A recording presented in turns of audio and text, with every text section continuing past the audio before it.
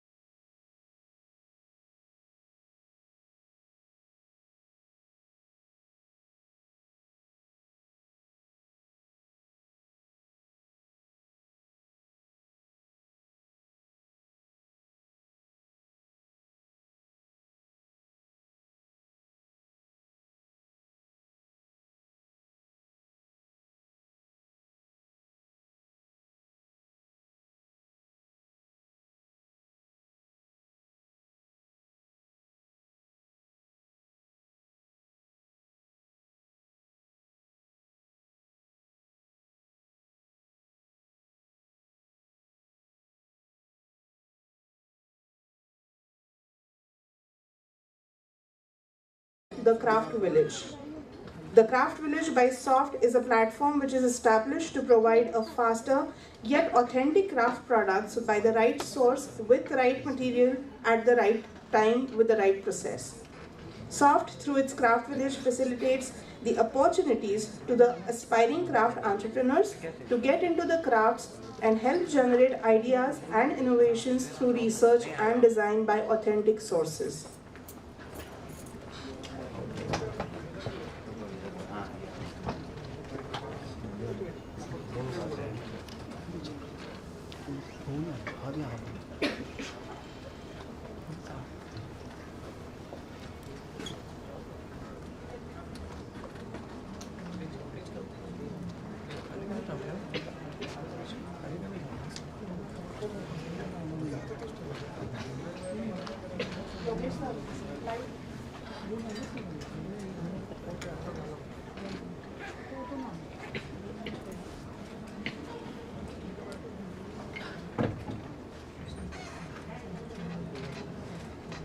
Ladies and gentlemen, we are very glad to have the most esteemed dignitaries at the opening ceremony today.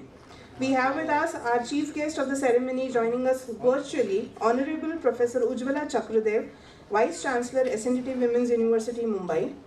We have our guest of honor, Mr. Ravindra Dev, Chairman, MKSSS. We have special guest, Ms. Meher Castellino, fashion journalist and freelance fashion consultant. We have architect Mona Kadam, President GFI and Management Committee member MKSSS. Due to some unavoidable reasons, ma'am couldn't join us today. We have Dr. PVS Shastri, Secretary MKSSS. We have Dr. Manju Hundekar, Secretary Green Fashion India and Principal Soft. We have Mr. Rahul Bajekar, Advisory Green Fashion India and Director GOTS. We have Mr. Benjamin Itter, Advisor GFI and Head of Marketing Lebenskleidung, Berlin, Germany, who is one of our partners. We also have joining us virtually Mr. Hemang Agrawal, Advisor GFI and a new age textile designer. We also have with us our Head of the Departments, Ms. Garima Bhalla and Mr. Suresh Karale. I also welcome our one of the most senior forces who have been continuously motivating us and inspiring us, Mr. Chandrasekhar Vartak and Mr. Kelkar sir. Welcome, sir. Ladies and gentlemen, till our dignitaries join us here, let us quickly check out few snippets from the earlier Green Fashion India conference.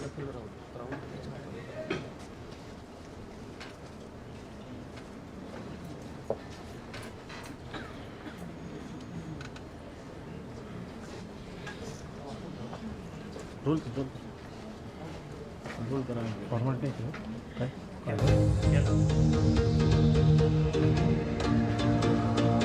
मैंने सुबह पीछे हो गया ना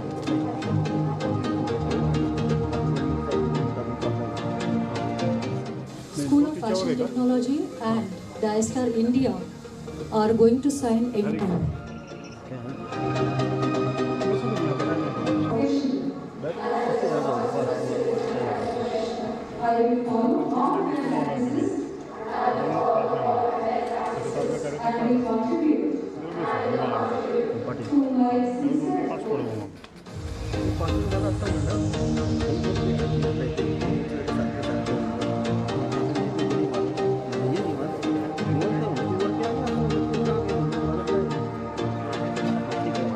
We will need to make some paradigm shifts in the way we think, the way we work, the way we operate, and the way we reward. Being sustainable to me is a way of life. It's about the way we think and act consciously so as to strike a balance with ourselves, our family, our community, our society, our environment, and ecology.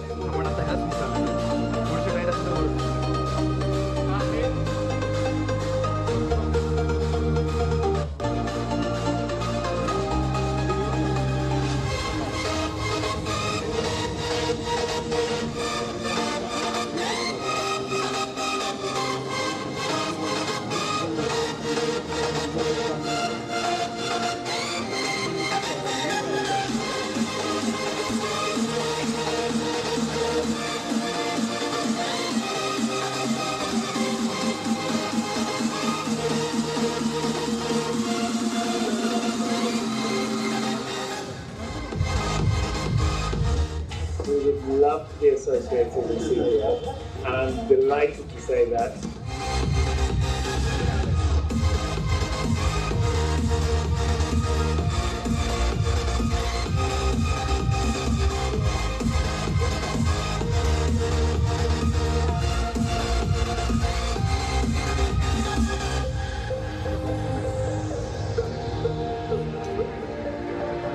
I think that green fashion as an ideology should be adopted more widely. Textile and fashion students, learn about your textiles before you want to evolve them and change them and make them into a fashion garment. It's a very important resource and you all have to study it for many years before you understand it.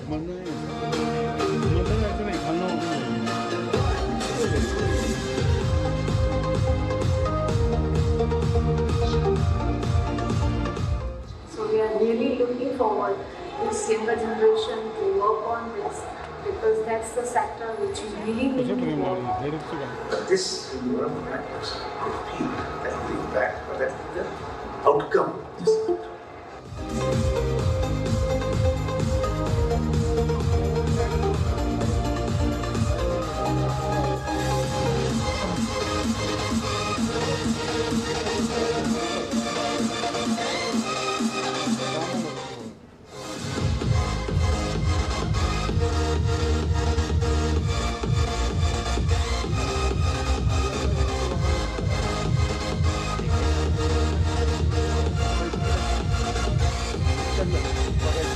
The Green Fashion Initiative is so incredibly exciting because of the global impact that India as a nation has on the apparel industry as a whole. In fact, today I learned so many things at the conference. But I think so the time has come that we cannot run away anymore.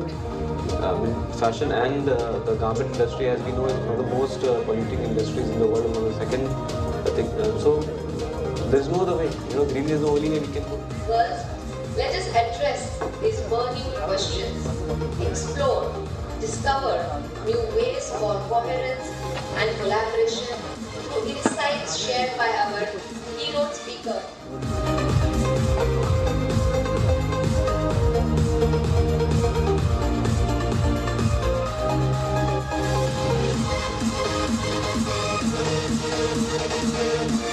Our dignitaries are joining us. I request all of you to kindly stand and welcome them here.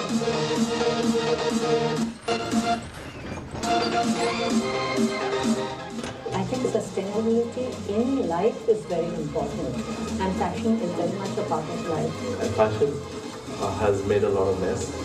It was green, it was sustainable, and through the whole fast fashion, it got a little bit out of control, and we have to set it in the right position.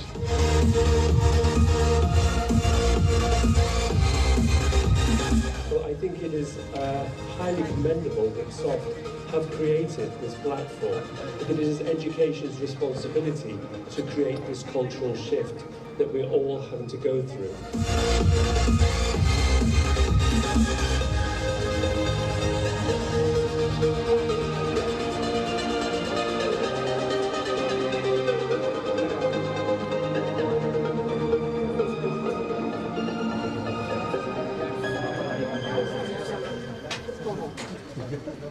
You all can take your seats. Thank you so much.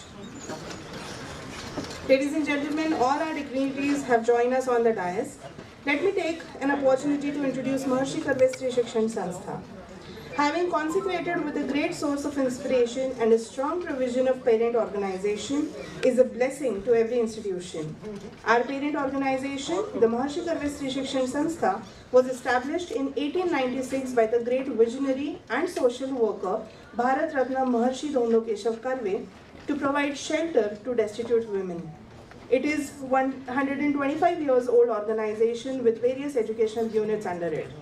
The organization worked towards educating women and making them self-reliant. With its legacy in women empowerment, it has become an epitome in the field of women's education. SOFT was established in the year 1998 under the proud legacy of Maharshi Karve Stri Shikshan Sanstha. SOFT is a pioneer in fashion education and one of the top fashion design schools in the country.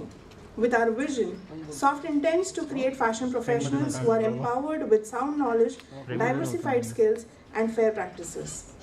SOFT is committed to provide an enriched experience to its students encompassing industry-integrated education with technology and sustainable practices in the fashion business. SOFT has been accredited with prestigious A grade from the National Assessment and Accreditation Council to assess and accredit institutions. It is a matter of tremendous pride and joy to mention that SOFT is the first hardcore fashion institute to receive this ranking in India. SOFT has also won the International Star Award for Quality at the International Business Initiatives Development and Quality Convention at Geneva. The award is received in recognition of achievement and the quality of culture, growth, and sustainability. SOFT has been a consistent winner of the UK-based Society of Dyers and Colorists International Design Competition India finals, and for the third year in succession will represent India at the international level competition to be held very soon. The earlier finals were hosted in Sri Lanka and China. Very recently, SOFT has also grabbed the IFTI Initiative Award at the 23rd International Foundation of Fashion Technology Institute, that is IFTI, for fashioning resurgence. Our time is now. So ladies and gentlemen, a big hand to the School of Fashion Technology for a truly glorious legacy, for their accolades and awards. I'm very glad to share that today's conference has about more than 700 attendees, virtual and present, 250 participants from more than 30 schools across India, 50 industry representatives, almost 50 renowned design professionals, 18 artisans, and almost 75 academicians across the globe, making this conference truly holistic in its spirit. Once again, a very warm welcome, everyone. Ladies and gentlemen, 8th Green Fashion India International Conference unites us for coming together to instill the ethical and green practices in every possible direction that encourage and empower our grassroots. The Green Fashion India is proud to present the theme that interchanges the power of roots and further empowers them through collaborations and co-creations with its wide-ranging connotations. This journey for empowering the roots outlines the research for our own sustainable practices and processes that have achieved a commendable journey throughout generations and decades till the date. Ladies and gentlemen, let me take the honor to invite Dr. PVS Shastri, Secretary MKSSS, to extend the welcome.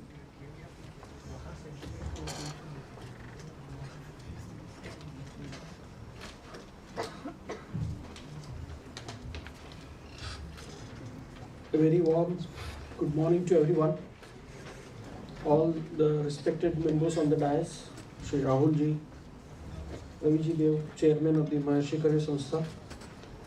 Meher, she's been a long time associated with us. I'm very proud to see her back again here on this occasion. And my colleagues, Hundekar Madam, Garima, Suresh Sir, and all the dearest students. Very happy to see you all here after a long time, because we always feel for the institution like MKSSS, students are the fuel to the energy that we get. So I think it's nice to see you back again in the campus after a long break. I welcome you all on behalf of MKSSS and School of Fashion Technology to this 8th edition of Green Fashion India. Formerly it was known as Consortium for Green Fashion. Someone has said, what we do today decides the quality of tomorrow. I think that is what is the synonym for the sustainability which has been coined in the recent time across the world. And what could be the best example other than MKSSS, which was established 125 years back? A very sustainable model with a single goal of educating the women for empowering them. I think that is where we picked up the cue and we are moving ahead in the same tracks, and we are doing a lot of success in this. 2010, I think we started with this initiative of green fashion. For the first time, we tried to recognize the requirement of sustainability, redefining the sustainability. Just in the beginning, like an infant, we started understanding, fumbling around with the word sustainability and trying to define the various words like sustainable compliance, what waste management, conservation of energy, conservation of water, health of the stakeholders like artisans. And so that is where we started our journey 11 years back. And with 7 conferences, I think every conference has had a theme, whatever may be the verbatim, but the only goal was to attain the betterment in every year and try to achieve the goals of sustainable development goals. I think SDG, which has been coined very oftenly across the world with all the streams and fields, not only in education, but right from the local management of the cities to the education and PhD research, and right. So this is where we started with, and where now in today's social networking, what we do, where a message is there. We like, we comment, and we share. And similarly, what we try to do at MKSS with this initiative is to learn, implement, and impart. And that is what for all the journey will talk about in just 3 words, that what we are doing in sustainability aspects. Then we lead to understand the need of linkages and relationships, the power of collaboration and co-creation. These are the just keywords. I'm using it from all the conferences that held in the past. And for all the stakeholders like designers, industry, artisans, the market, the users, the persons like we. So that is how we try to inculcate this concept of sustainability in everyone. Empowering Khadi and handloom through design interventions, I think that was one of the very innovative idea that we had it at that time, some 3 years back, if I remember. Last year we had power of collaboration, co-creation, and this year we are talking about empowering the roots. And what are the roots of this? So we all know, being in this particular field, what are our roots, and try to empower them. I think this 8th edition would be mostly on, I am putting in my own term, being an engineer, a very odd man out from this group. I try to put in that the today's edition that we have been kickstarting on is on 3 dimensions. One is the fashion research, okay, for designers, from designers and industries. Second dimension or second aspect, you can say, is fashion enhancement, like enhancing our art, old culture and everything through khadi, handloom and handicraft. And the third dimension or the third aspect is the fashion education for individuals, for the industry skilled laborers and NGOs, those who are involved in this field. What we have achieved in the last 11 years is that we started with some image of sustainability, a green fashion initiative, and now we are reached to a 4K resolution is goal. That's what how I'll try to say, because we try to go into deep insight in every nut and bolts, and from the pixelate form to a very 4K high resolution visibility that we are trying to get for the students, for all the stakeholders, for the faculty, for the industry, for the artisans and everyone. I think the next 2 days, from today onwards, today and tomorrow, you will be able to enjoy all the panel discussions, could hear it, and emphasize where the keynote speeches are there, which are going to emphasize on the empowering the roots, the power of collaboration, co-creation. I think this, and in addition to that, there are some deliberations from the researchers, academicians, industry persons. Whatever the activities or the initiatives they have taken at their end, I think they are going to deliberate on that. And very interestingly, the live workshops that are going to be held in the next 2 days. I think a very good schedule has been made by School of Fashion Technology for you people for the next 2 days, for all the persons who are physically present here in this function, as well as who are virtually present through our Zoom, Google or YouTube, in whatever manner they are trying to log in and connect to us. I think I wish them all the best for the next 2 days, and I think they will enjoy a lot. And all the good wishes to the organizers, particularly the School of Fashion Technology, because we are hearing these words of sustainability, green fashion, and then show, and a lot of efforts have been put on by everyone, each and everyone, right from the students, those who are physically present here for last 1.5 to 2 months, I suppose they are staying here with us for this purpose. I think all the best to everyone. I'll stop here. Thank you.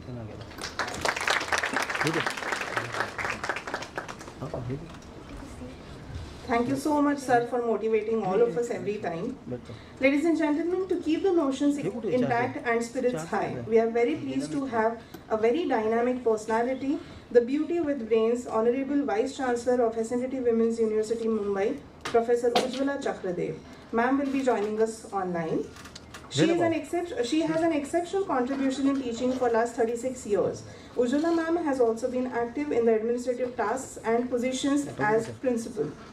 She is also on the prestigious post of the various Board of Studies, Academic Councils, Association of Schools of Architecture, University positions at universities such as IGNOU and RTMNU. Ma'am has been elected as the key position at AICTE Nagpur, Municipal Corporation, Council of Architecture, to name a few. Due to some unavoidable reasons, ma'am couldn't join us the opening ceremony, but she'll be joining us at the valedictory session tomorrow. Ladies and gentlemen, up next we have with us guest of honor for the opening ceremony, Honorable Mr. Ravindra Dev, Chairman MKSSS. An artist by heart and academician by profession, Sir has been actively involved in the field of fine art and design for the last 30 years. Sir is also acting in a capacity of Vice President of Art Society of India. Sir's international participation of his paintings at Portrait Society of America, followed by Indian participation at many art galleries. Sir is also active in the field of advertising, having forte in conceptualizing and designing. A very warm welcome to you, sir. We are very glad to have with us the people who stood by us, who supported us, and who remained active since the inception of Green Fashion Concept, our advisors. We are very pleased to have with us Mr. Rahul Bhajekar, Managing Director, Global Organic Textiles and Advisory Board Member, Green Fashion India. A very warm welcome to you, sir. For more than 25 years, Sir has been actively involved into textile testing, chemical restrictions, implementation of global organic textile standards with manufacturers, processors, and chemical companies. Sir has a keen interest in sustainability and fashion and has been playing a pivotal role since the inception of Green Fashion India. Up next, we are delighted to have with us the most active SOFT family member, Mr. Benjamin Itter, co-founder, Head of Marketing, Lebenskleidung, Berlin, Germany, and Strategic Advisor, GFI. A sustainability enthusiast, Benjamin has always been proactive towards practicing green fashion right from the stage of sourcing materials. Mr. Benjamin is a GOTS-certified organic fabric supplier with a global supply chain management, working with more than 3,000 ethical fashion designers, material innovations, and online marketing and business solutions. Ladies and gentlemen, we are immensely glad to have with us today online Mr. Hemang Agrawal, a new age textile designer and creative managing director of the Surekha Group and advisory board member of GFI. The 5-decade-old Surekha Group is the most authentic textile business of Varanasi managed by Mr. Hemang. He is also the co-founder of the label Hemang Agrawal and Holy Weaves that deals into traditional Banaras brocade textile by uplifting and empowering the artisans. Ladies and gentlemen, up next we have with us very charming, the most beautiful lady, Ms. Meher Casleno, as our special guest. First, Femina Miss India in 1960, ma'am has been a pioneer of fashion and journalism in India and has been associated for nearly 200 national and international newspapers and magazines. She has authored the only book on men's fashion, Man Style, which was published in 1987, followed by Fashion Kaleidoscope, and the very recent Fashion Missings, which is globally appreciated. With her extraordinary contribution in Indian fashion with fluent writing, flawless journalism, we are much honored to receive her most possessed treasure of knowledge, her books and articles which are big-heartedly gifted to SOFT. A very warm welcome to you, ma'am. We also have with us Ms. Garima Bhala, Head of the Department UG Courses, and Mr. Suresh Karale, Head of the Department PG Courses, who have always been most inspiring and motivating to the entire team of SOFT in everything that we do. Ladies and gentlemen, I would now like to call upon guest of honor, Honorable Mr. Ravindra Dev, Chairman MKSSS, to please come forward and share a few words.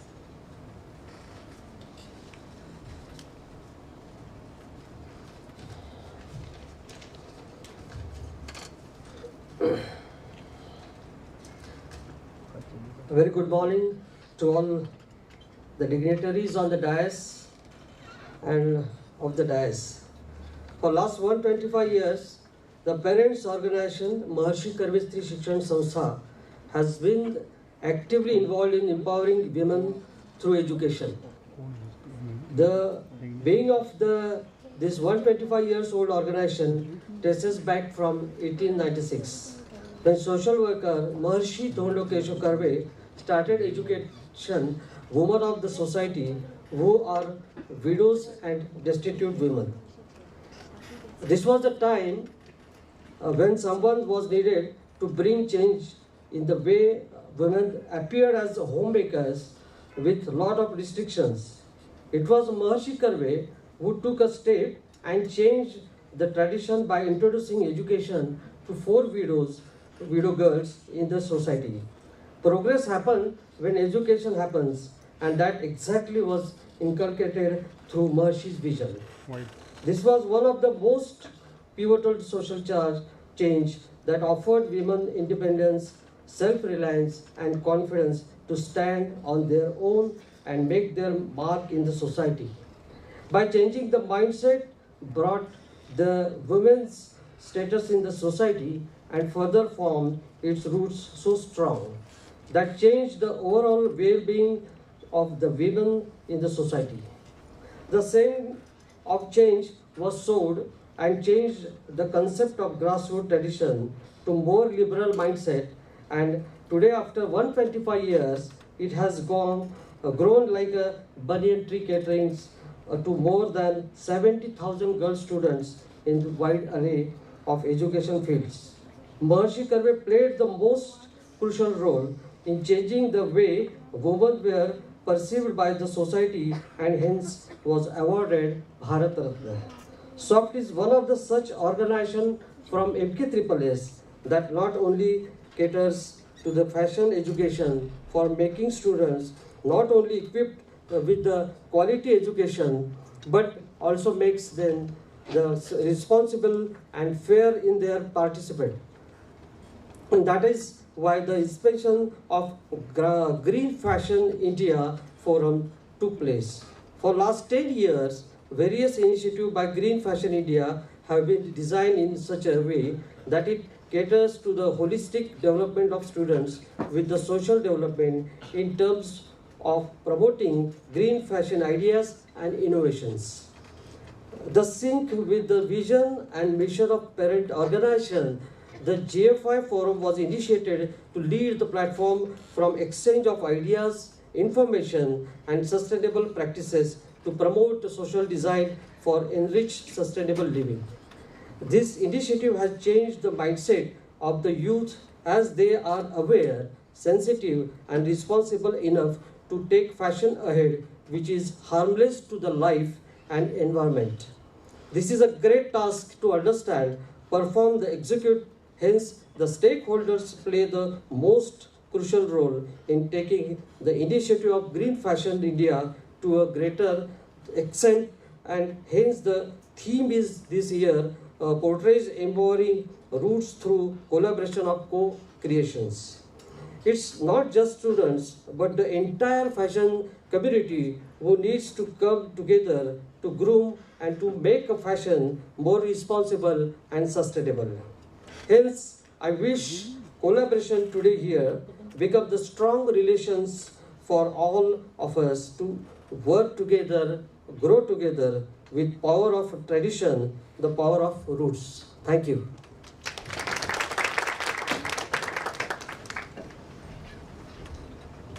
Thank you so much, sir. It was really great to hear from you, and thank you for always being there and inspiring us. Ladies and gentlemen, I would now like to call upon special guest Ms. Meher Casino, the most senior fashion journalist, freelance fashion consultant, author and writer, to share her experience about Green Fashion India.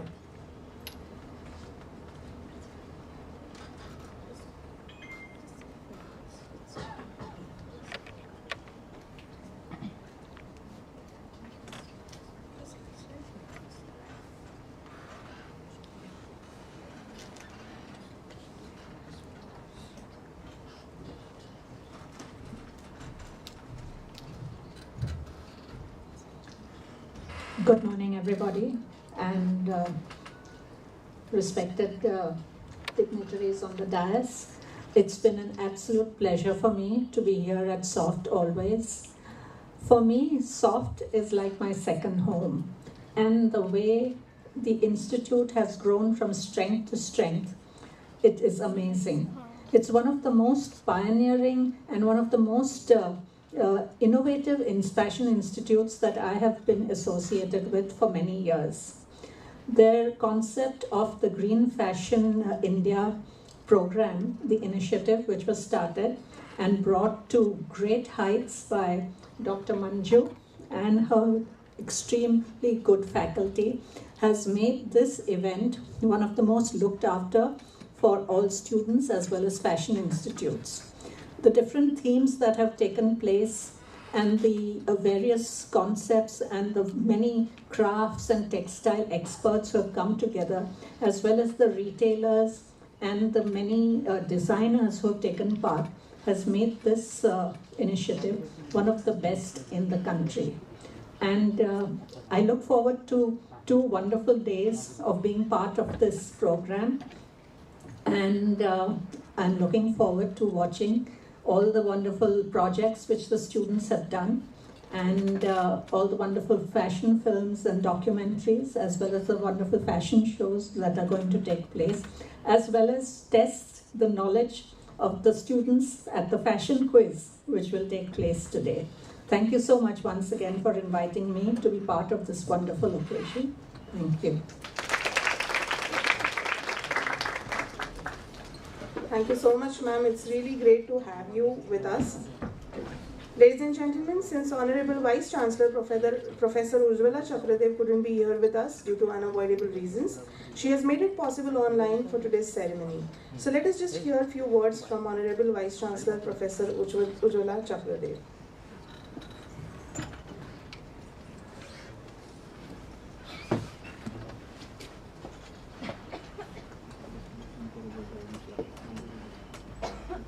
Very good morning to one and all who are present here for this auspicious moment. This is one of the greatest moments that we all are going to experience.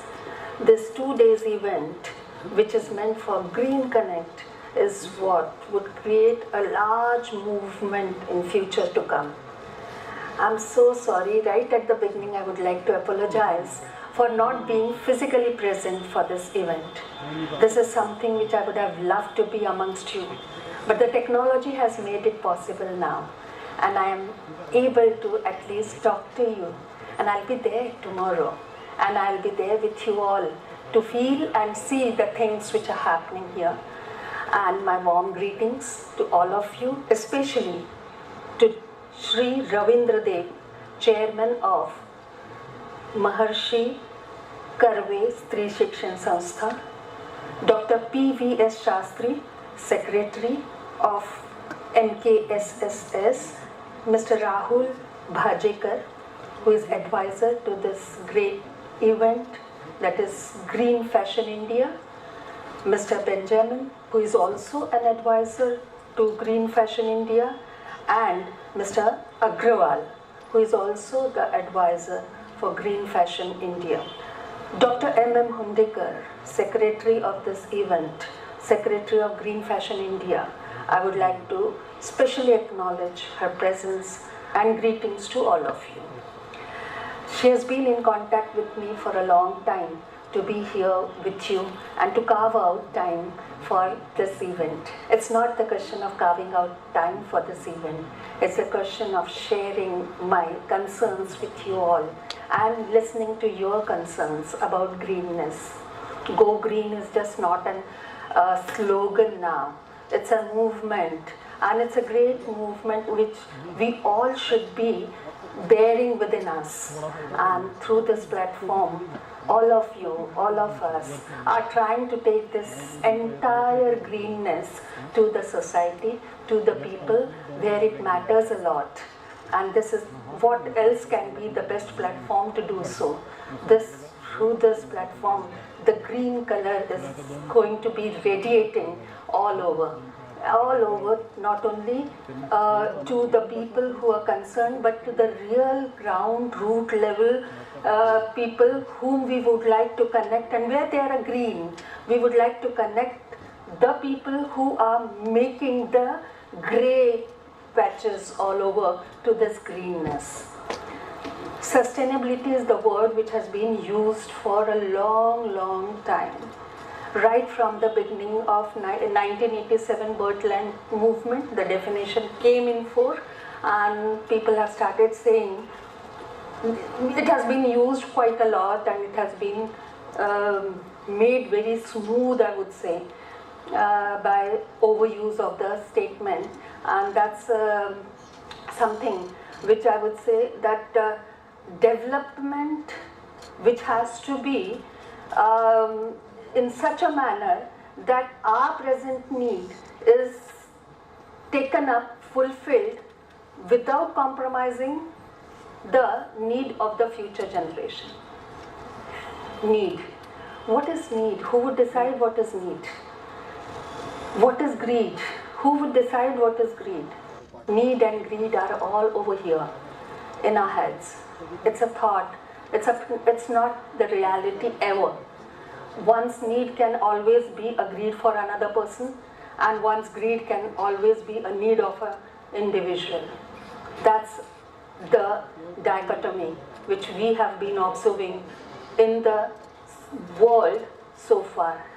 Some are called developing countries, some are called developed countries, and the matter of need and greed lies there. Long ago, I remember attending one of the such international conferences where this word or sustainability was being discussed, and when they talked about, we have a claim that saying that now every individual should have only one car in a family and not two cars. And I laughed in the audience and I said, here in Mumbai, in India, when we look at the basic necessity of water being taken up and tapped by our people through the pipes which have been broken down, how do we talk about the need of reducing the use of car and fuels to save the environment? Social sustainability, economic sustainability, and environmental sustainability. You at the Western world are actually talking only about the Western sustainability, which is related to saving the environment. Yes, environment needs to be saved. Definitely, and it's high time. It's here we need to go green. Definitely, human being is a part of that environment, and here we are struggling to save the individuals, to save the society here and the economic growth. That's why economy, that's profit. The people are the human being, that's people. And the third component, environment, is what we are always talking about, being sustainable. And I would like to mention over here a very important slogan from a place where I come from. There's a small city in Maharashtra called Nagpur where I come from, and Janardhan Swami, a saint in 1970s, who has dedicated his entire life for the cause of yoga and teaching yoga to women particularly. He acclaimed, he propagated the fact, anati samskaram. It means something which has not been given lots of activities or lots of processing. So when we talk of lots of processing on a particular activity, the thing or a product does not remain as sustainable as it would be when taken up from the nature. You all are learned people over here attending this conference, and I'm sure you all know what is green food, what is green architecture, and that's how the green textile, the time has come to talk about green textiles. When Dr. Hundekar first came to me and talked about it, I asked her what it would be. She said green processes and the green product. Oh, that's it. Green processes, saving our people, saving our nature, and saving our the economy of there as well as India's and world's economy. So connecting to the treasures which India actually has with it, the traditional knowledge bank. People have been doing wonders with the art and the craft and the culture of India. Where has it all gone? We have to look at it once again. That could probably also make us more greener, and that's what probably the event is trying to bring forth to. And that's where we see the embroideries, the carvings or the weavings. Where have those weavers gone? Where are they? They are somewhere in the parts of the remote India. We have to look for them, bring them down to this platform, connect our students, future designers, to these people is what the objective of this conference is. And what else can be greener than this, I would say. The smiles on the faces of those people when their products, which is being sold at such a meager prices at their own level, connecting to the world where the Western world is craving to have these products and is ready to pay as much as possible for this. So why can't India grow with them? Why can't we hold hands together and grow together in this field? That's the best opportunity. We all have to grow economically, definitely. But there cannot be a divide between the society where somebody is growing and others are aping at them. Those who are others are our people who have done something to the entire India, remotest part of the India. They have made it beautiful. They have put their souls into these products, and their souls need to be happy. And that's what this conference probably is trying to look at.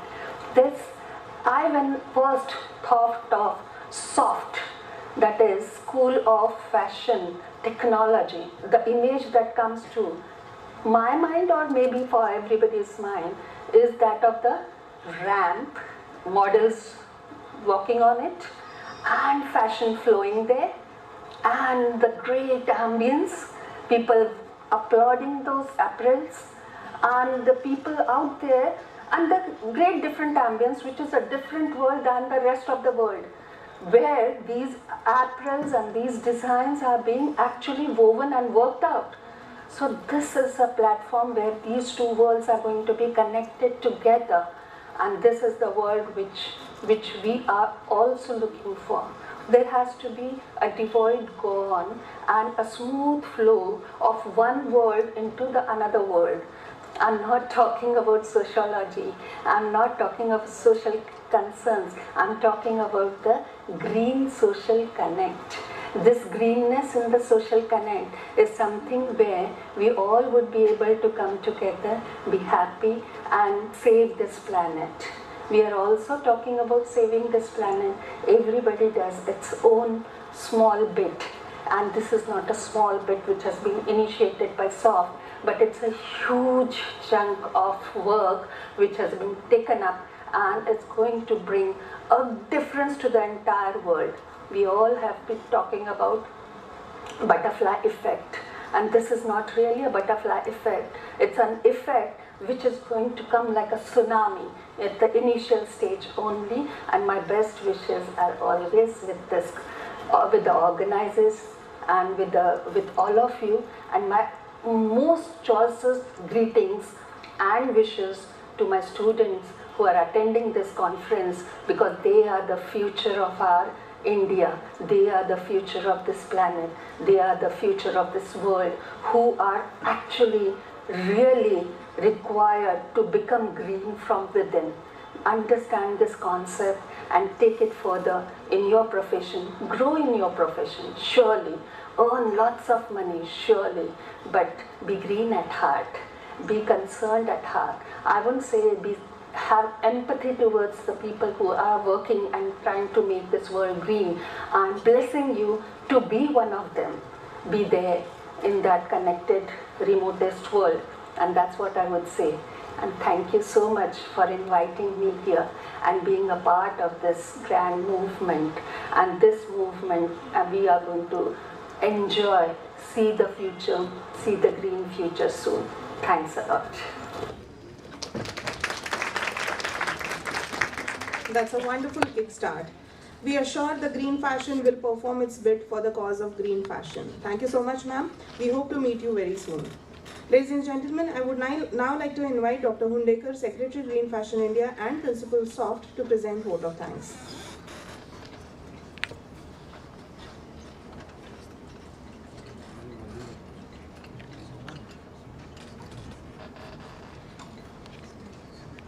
Very good morning to everyone. On the occasion of 8th main conference of Green Fashion India, it's my pleasure and privilege to extend thanks here.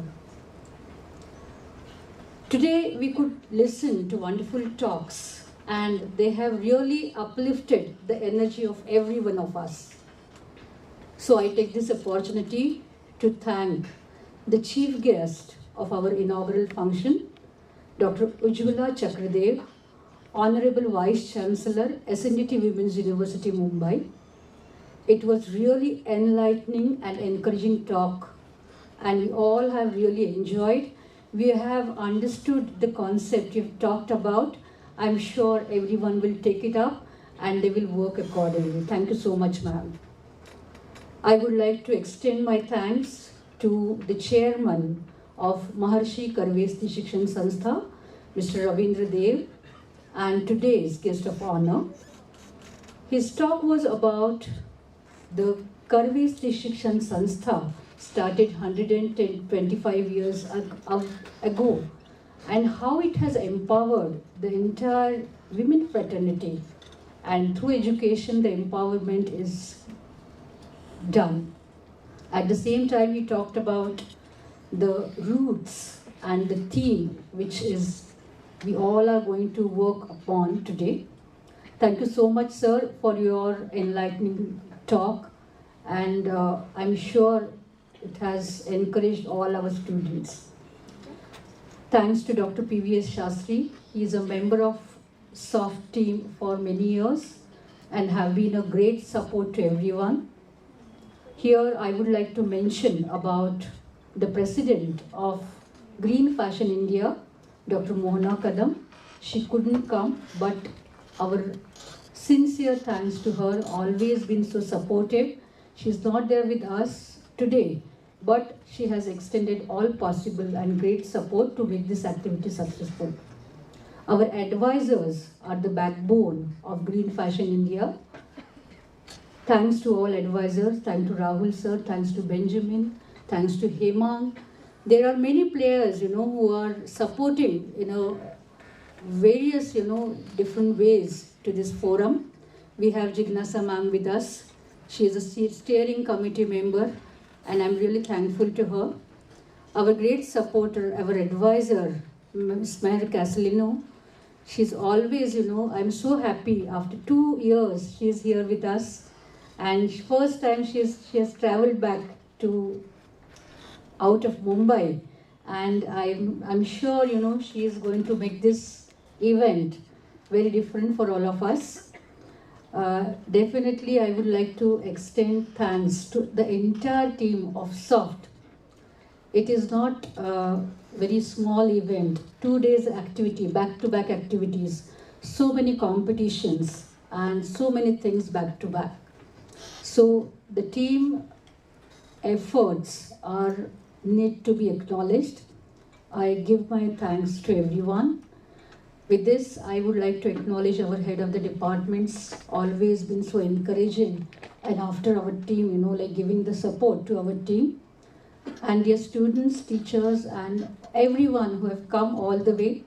We have a very special guest with us, Dr. Rajesh Banerikar. He is a CEO of Poonam Organization, and our initiative in waste management, we are going to sign the MOU tomorrow. Thank you, sir, for your contribution to Green Fashion India. Thank you, everyone, and I request Mallika to take over. Thank you so much.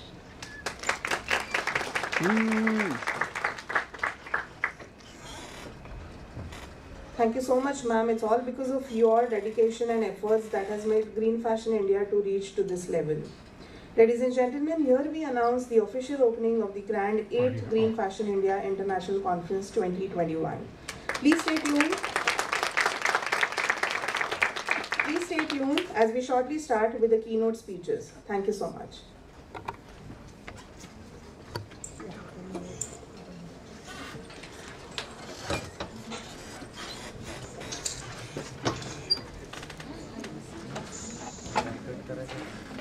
हाँ cut करो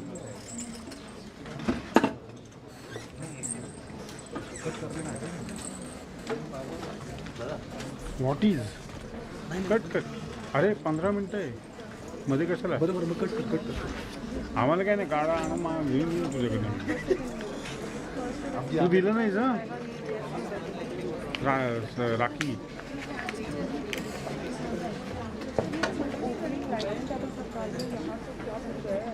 हाँ एक board वाले एक दो और में भी करनी है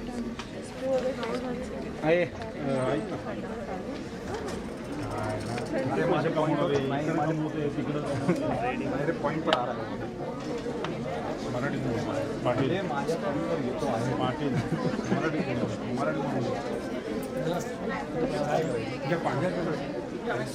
सर अजून घेऊन ठेवा हो हो सर बाकी पण आहे घेऊनच ठेवा सर बाकी पण आहे नाही ती संध्याकाळी थांबू का मग थांबा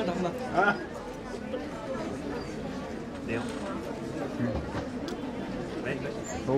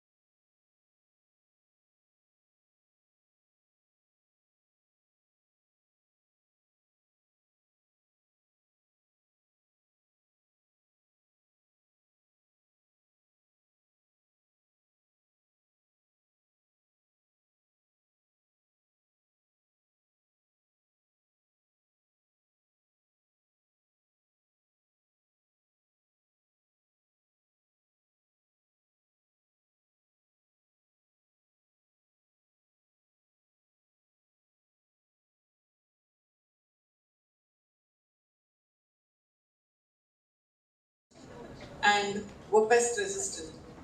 The seeds were reusable and so very economical. Do you also know that all but a few of these indigenous seeds survive today? That more than 98% of cotton grown in India today is genetically modified? We pay huge royalties for seed technology to multinational companies.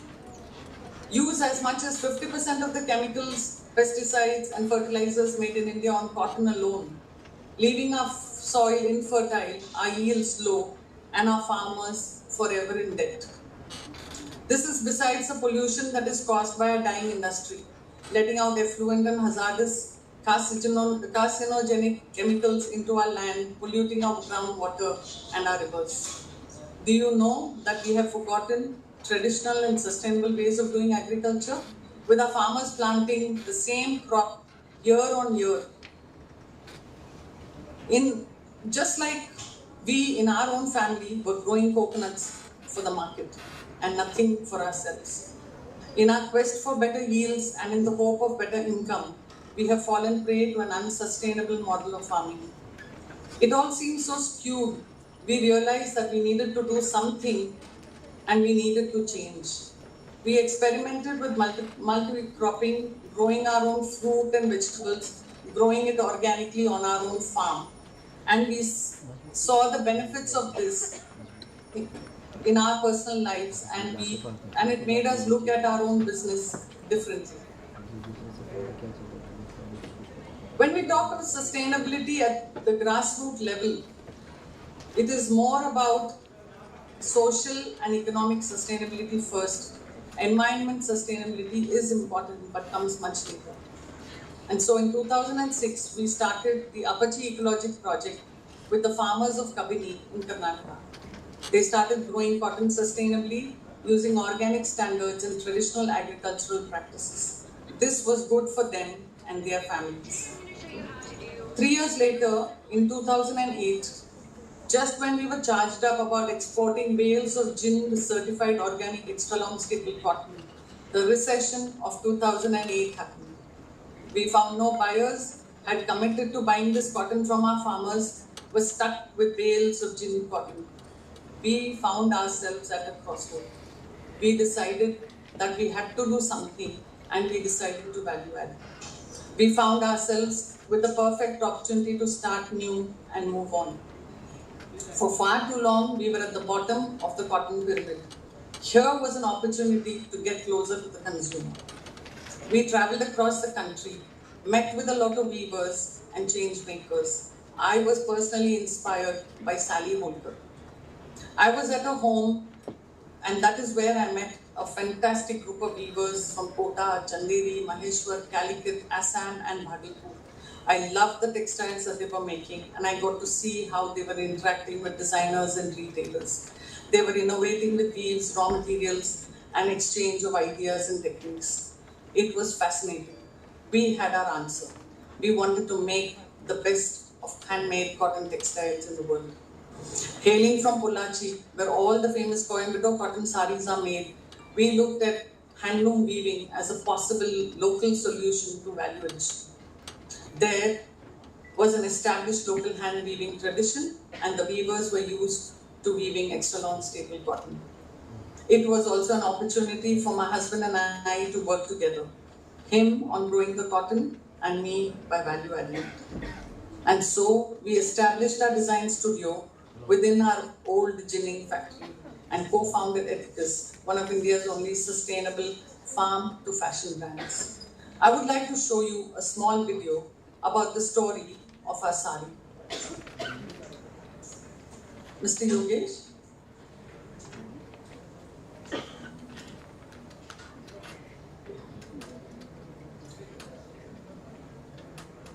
Mr. Yogesh? Yeah.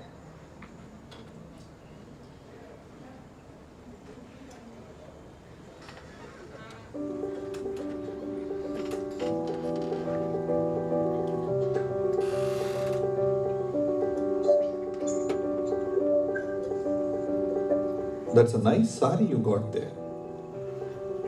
It also has a very nice story behind it. The cotton that was used in the sari comes from the pristine Kabini region of Karnataka, where our Apache Ecology project promotes sustainable cotton farming. ನಾನು ಅಪ್ಪಾಜಿ cotton ಎಕಾಲಜಿಗಿಂದ ಸುಮಾರು 3 ವರ್ಷದಿಂದ ಭಾಗವಹಿಸ್ತಾ ಇದ್ದೀನಿ. ಆಮೇಲೆ ಅವ್ರು ಬಂದು ಹೇಳಿದ ಮೇಲೆ ನಮಗೆ ಸ್ವಲ್ಪ ಆಮೇಲೆ ನಮಗೆ ಟ್ರೈನಿಂಗ್ ಎಲ್ಲ ಕೊಟ್ಟರು. ಔಷಧಿ ಮಾಡೋದಕ್ಕೆ ನಾವು ಗೊಬ್ಬರ ಯಾವ ಥರ ಗೊಬ್ಬರ ತುಂಬ ವ್ಯತ್ಯಾಸ ಇದೆ. ಮೊದಲು ನಾವು ಏನು ಇದ್ರ ಬೀಜ ಕೊಡ್ತಿದ್ರು ಮಾಮೂಲಿ ರಾಸಾಯನಿಕದ್ದು, ಮೊದಲೆಲ್ಲ ಸ್ವಲ್ಪ ಕರ್ತಾ ಬರ್ತಿತ್ತು ಮೈ ಇವೆಲ್ಲ ಸ್ವಲ್ಪ ಇದಿರ್ತಿತ್ತು. ಅದರಿಂದ ಏನಿಲ್ಲ, ತುಂಬ ಫ್ರೀ. ನನ್ನ ಹೆಸರು ಕುಮಾರ್ ನಾಯ್ಕ. ನಾನು ಅಪ್ಪಾಜಿ ಎಕೋಲಾಜಿಕ ಸಾವಯವ ಪದ್ಧತಿಯಲ್ಲಿ ಹತ್ತಿ ಬೆಳೀತಾ ಇದ್ದೀನಿ. ನನಗೆ ತುಂಬ ಹೆಮ್ಮೆ ವಿಚಾರ ಅದು. The project helps farmers like Kumar Naika adopt environment and eco-friendly way of cotton growing. We put farmers together, we give them a contract where the farmers, even before they put the seed into the soil, know the price at which Apache will buy the cotton from them. The fine cotton sourced from our Kabini farmers is brought down to Pollachi, Tamil Nadu for further processing.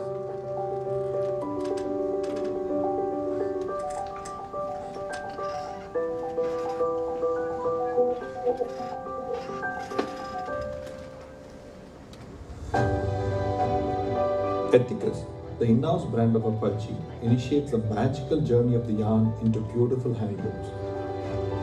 It is also a vehicle to reach out to the final customer with our farm-to-fashion story. The philosophy of Ethicus is to sustain our ancient weaving techniques, use them to make contemporary fashion statements, and in the process, instill in the weavers a sense of pride in their heritage and remarkable skill.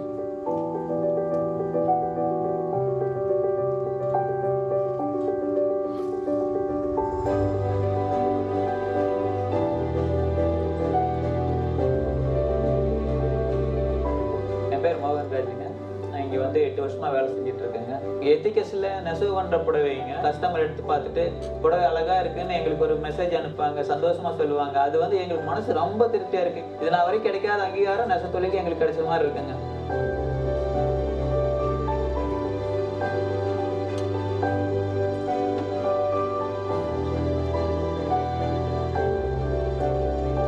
Isn't it great that your sari not only looks good but makes you a part of this wonderful change?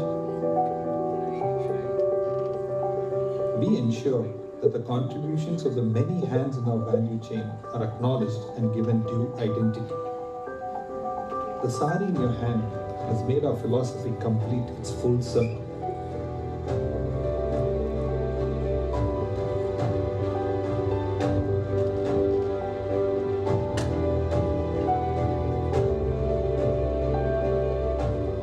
Thank you, Mr. Yogesh.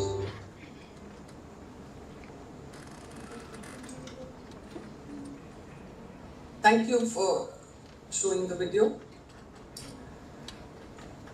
In 2017, we started working on a made by hand project, wherein we started collaborating with other artisans from across the country. This gave us the possibility to grow and expand our operations. It also gave our customers the variety they needed. Hailing from Kutch, I reconnected with my roots.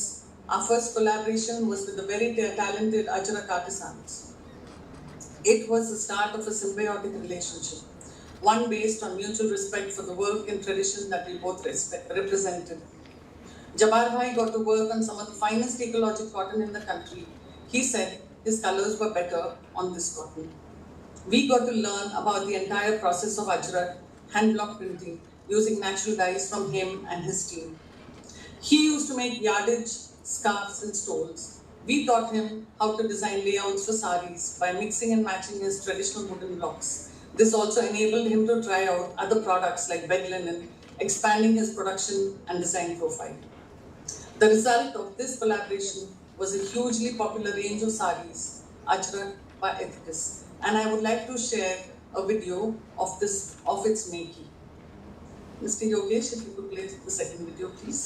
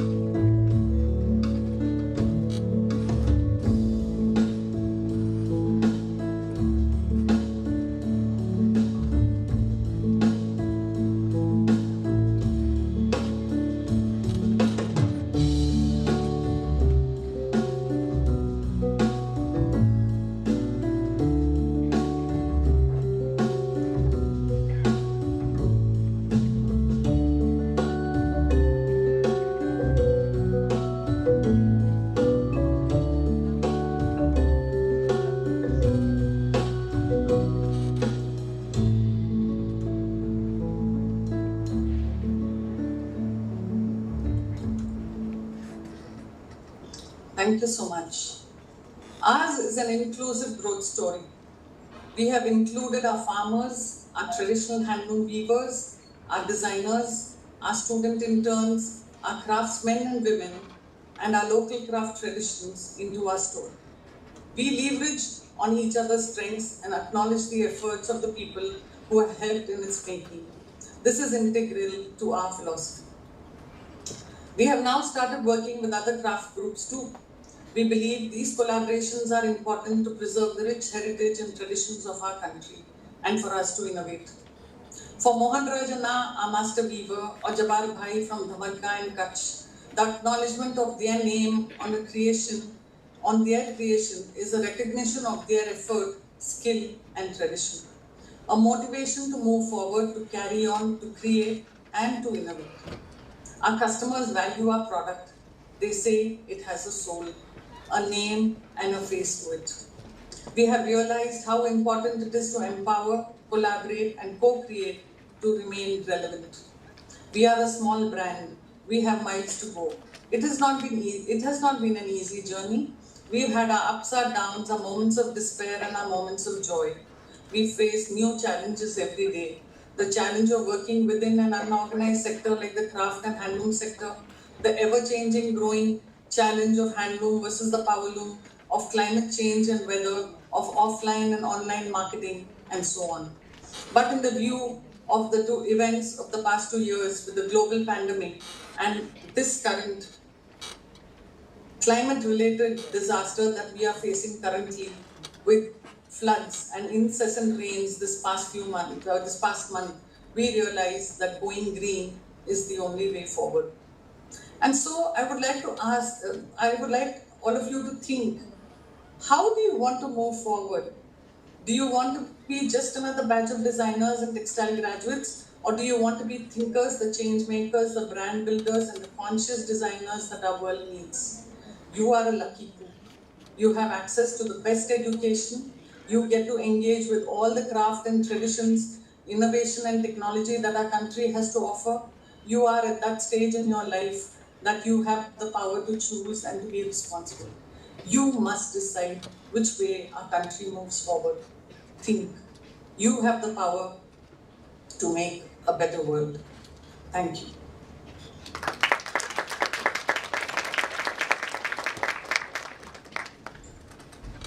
Thank you so much, ma'am. It was really great to hear you. Please stay back to join us for the panel discussion. Ladies and gentlemen, I am very pleased to have with us our next keynote speaker joining us online, Ms. Catherine Saucy, an artist, designer, and educator in textile and sustainable practices. Ms. Catherine is a Canadian UK award-winning artist and designer who specializes in transforming textile industry waste into new textiles, clothing, and sculptural forms.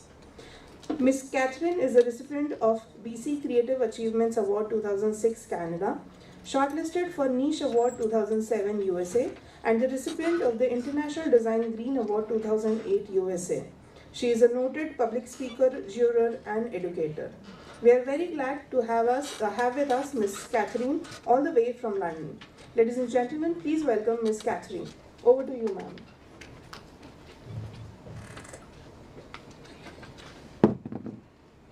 Hello and good morning from London. I just want to say thank you for including me in today's series of events. It's an honor and a pleasure. And I'm really excited to be able to share aspects of my sustainable research and practice from the last almost 20 years. So I'm just going to pull up my presentation. Just bear with me for a moment.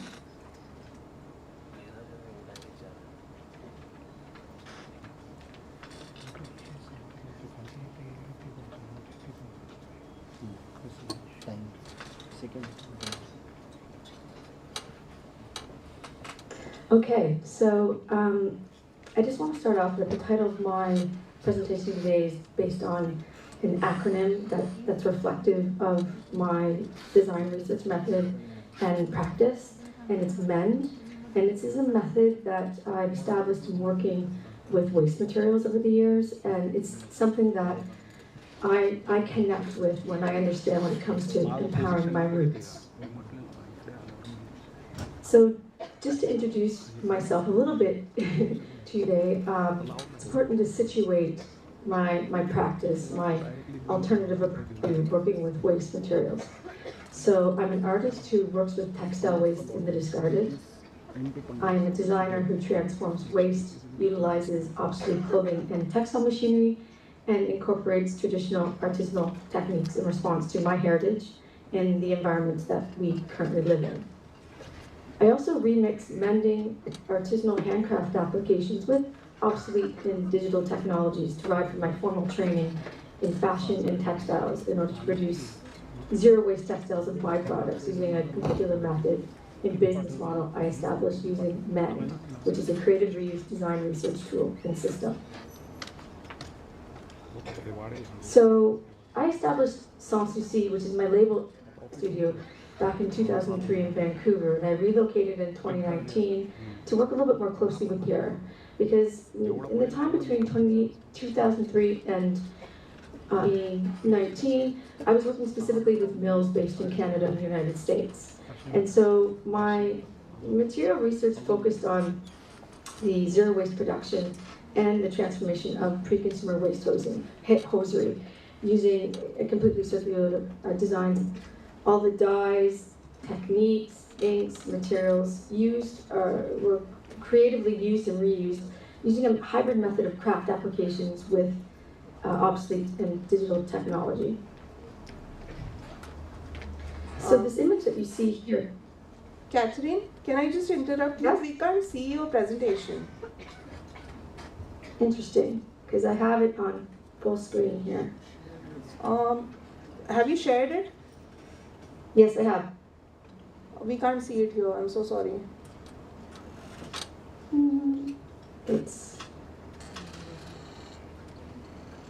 I have it. Can you see? No, it's still not there.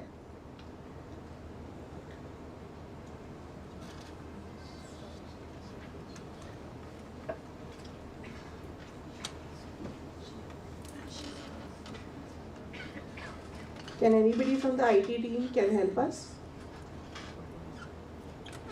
Ma'am, I think it's from your side only. Ma'am, you can stop sharing and reshare.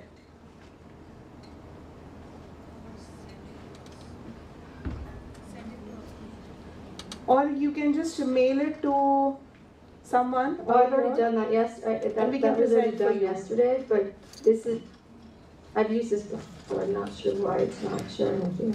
Ma'am, can you mail it to anybody from us? So that we can. I did that yesterday. Sorry, ma'am? I did that yesterday. Okay, ma'am. Just give us 2 minutes.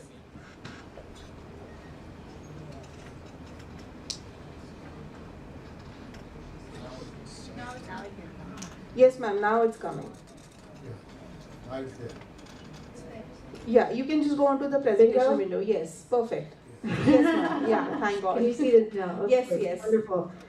Of course, it's perfect. Technical glitches happen, right? And it's also very, very early for me. It's all right. It's all right. So, so this is just what I was introducing.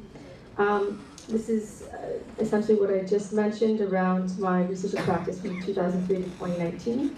It gives you an image of also what the base material that I'm working with. So I've established a completely zero waste design method and material out of pre-consumer waste hosiery. And so this is an image of actually around 300 pounds of waste hosiery that I use a completely circular and zero dye method. We're using metal-free acid dyes for nylon.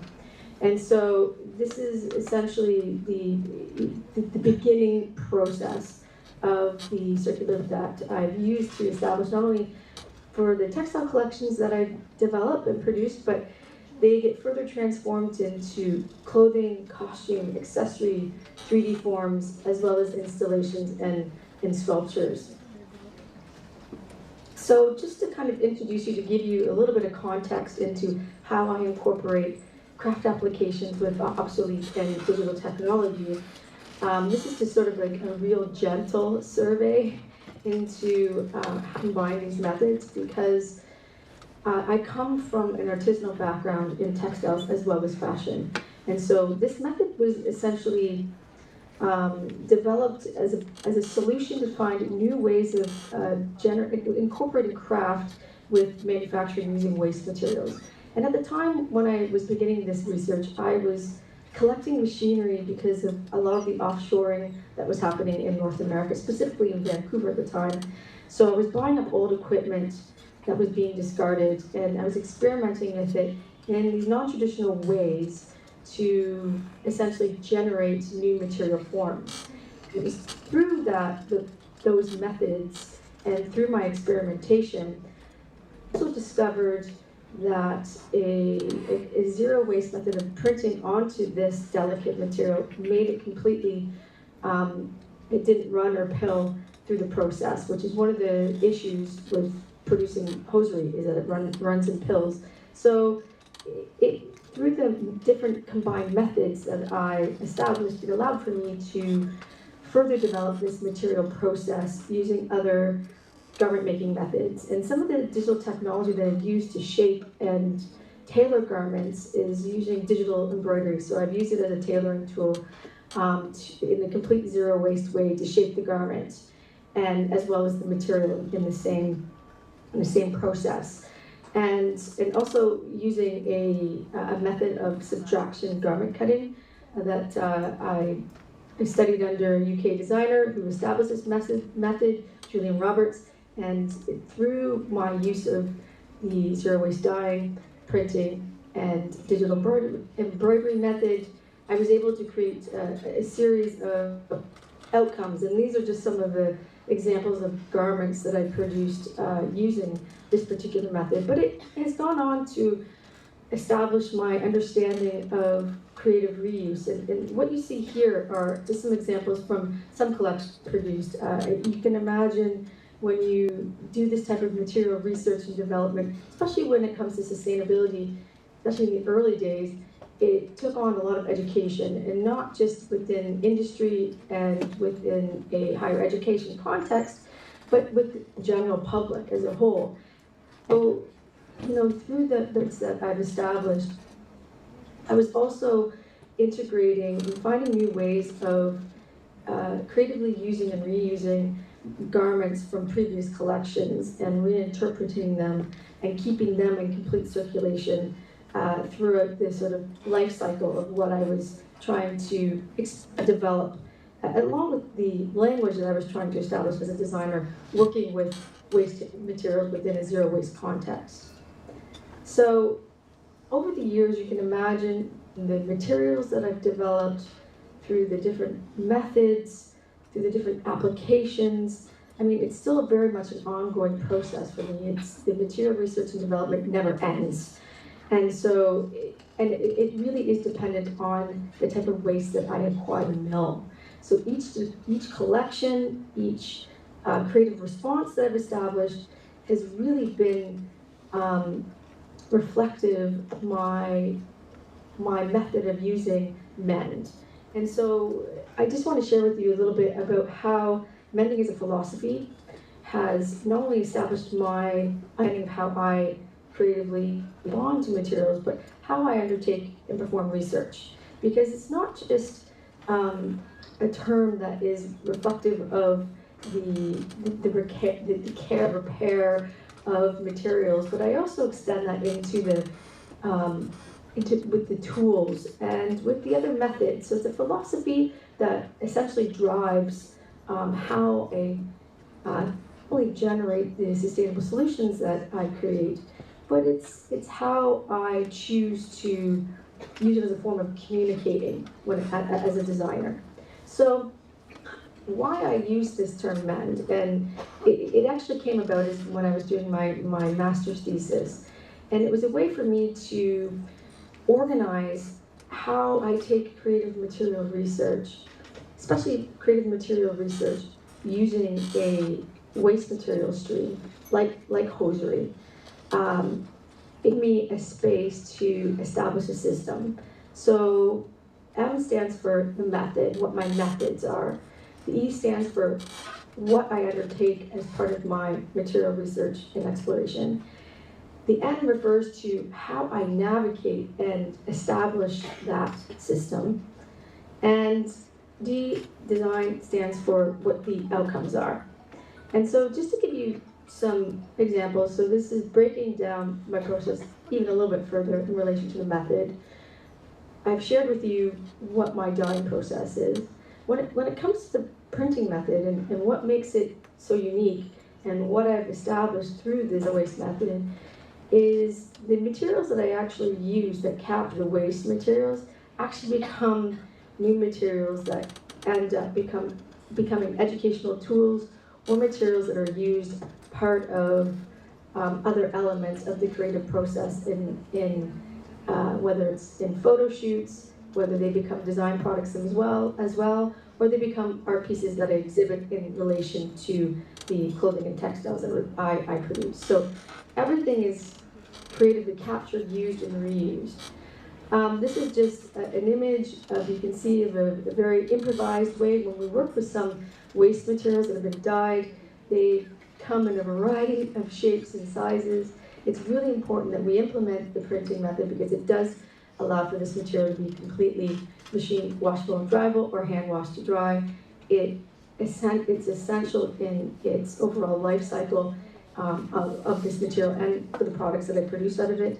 But sometimes we have to adapt some of the traditional artisanal methods in response to working with the inconsistency of working with waste materials as a way to generate the necessary methods that we need established and explore. So you see on the screen here is the relationship between materials that are stored off to the side, that are in process, in relation to some garments that eventually gets transpired into.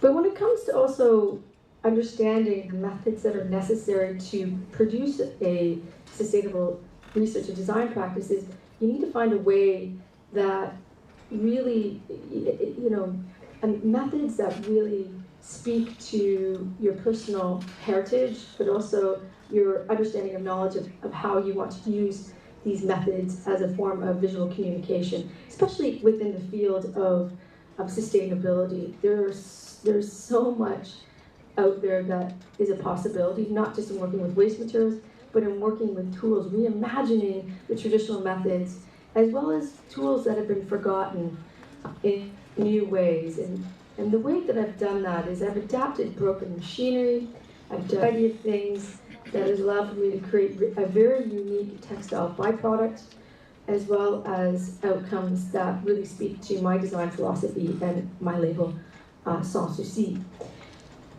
But the other thing that's really important, that's really part of the roots of what motivates how I think and how I approach using creative reuse as a design tool, is the fact that I work with waste materials. I not only work with the actual source material that comes from the manufacturing process, but all aspects I'm very mindful and I interview and I capture all different aspects of the methods that are utilized, as well as all of the outcomes. So it's really important that I honor all the different methods that are used and undertaken in the process of mend. And so what's important to establish here is through my year producing textiles and clothing out of pre-consumer waste hosiery, is that when it came to establishing a relationship within the community, outside of the design outcomes that I've created, I was only enough materials that was my design label. It's not like I was mass manufacturing the textiles to be used designers, but that got open in around 2008, 2009, when I started to stop multi-yarn that was being sold to a variety of designers, rug makers, jewelry designers, furniture designers, and embroidery designers, and furniture designers. And so these are just some examples of some of the scraps from the process that usually gets used to produce accessory collections under my label Sans Souci. But this is some other things that were allowing for me to feel a community who was wanting to buy specific materials and resources. So when it comes to understanding how, when you've established a research method using alternative methods and a material resource that's evolved to an industrial procycling, you constantly have to allow for your material and tools that you work with to translate in new ways, especially when it comes to understanding designing for circularity. It isn't a method that is closed. There's going to be obviously opportunities for evolution to happen in the process. And as I've observed waste at various different levels of my own creative process, but as an industry professional over the years, it's allowed for me to develop a language as well as a design aesthetic that's reflective of how I choose to mend and blend different methods, artisanal methods, with different forms of technology, whether that's obsolete or whether that's using digital technology. But it's really about transforming our understanding of our tools and materials, and also using it as an opportunity to educate, not just within the field of fashion and textiles, but within the general public. So this is also why I've taken the opportunity here to situate the things that I want to say that I can't really say all the time in fashion, using the materials and methods to educate and also invoke thought around waste materials in our environment. So this is just a brief manifesto that reflects the MEND philosophy that I undertake, which I also believe that it's important for any student, anybody that is entering the field of design, whether it's through textiles or fashion or a combination of, is to establish a manifesto for yourself so that it really speaks to your own value system and how you see the world, and where do you want to situate yourself, and who do you want to be in conversation with, and where do you want to contribute. These are just some of the things that I constantly reflect upon, and which continues to motivate and inform my understanding of what sustainability means and what it means to me both on a personal level but also as a professional. So this kind of brings me to the tail end of my presentation, and my question is, how can experimental textile and fashion research empower your roots? And in my case, I come from a mixed heritage. Obviously, you can tell from my accent, it is a Canadian accent, but I come from a British background that's also mixed with First Nations. And so for me, having part Aboriginal heritage, it is something that is reflected in how the aesthetics that I choose, and how I also understand the role of being what we keeper of the earth.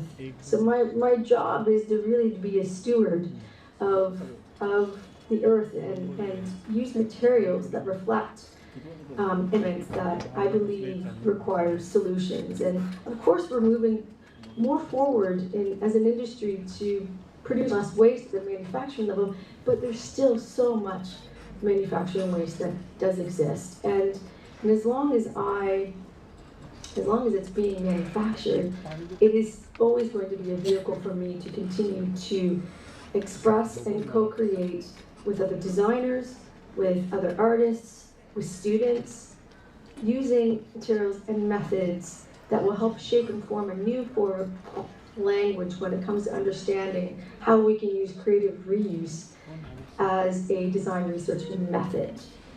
So, in closing, I want to thank you so much for your patience, obviously in the beginning with the presentation not showing immediately, but thank you so very much for the opportunity for me to share my research and practice, and I hope that it gives you some idea about the valuable role that waste materials and methods, what it has to offer, tool for research, and as a creative material resource. So thank you very much.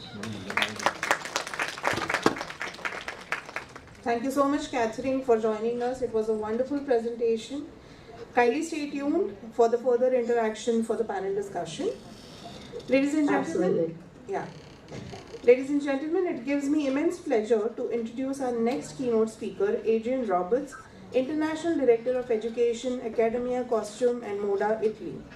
For many years, Adrian has been an executive trustee and part of the executive committee of the charity of Graduate Fashion Foundation, London. Adrian has been an official talent scout at events, jury member, mentor, and inspirational guide attending events, fashion institutions, and fashion weeks internationally. Constantly passionate about design, Adrian continues to research, design, and create. Being involved in education, Adrian sees the best opportunity not only to inspire, but to also learn, experiment, and expand knowledge across cultures and disciplines. Ladies and gentlemen, please welcome from across the seven seas, Adrian, as he is also joining us virtually. Over to you, Adrian. Thank you so much for that beautiful introduction. I hope you can hear me. Yes, we can hear and, you. It's great to be back. Thank you. And it's great to be back in Pune, even if I am just here virtually and I can't physically be with you. But hopefully soon I'll be back. I'd like to firstly just quickly thank Dr. Hundika for asking me to make this small presentation. It's quite small because she realised the quality or the value of the work that her ex-student, who's actually at Academia, had produced, and realised it would work nicely within this talk. So let me just start and try and share my screen. Yes, let's see if I'm doing it correctly.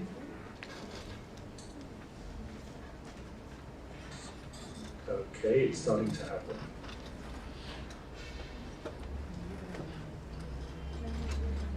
So,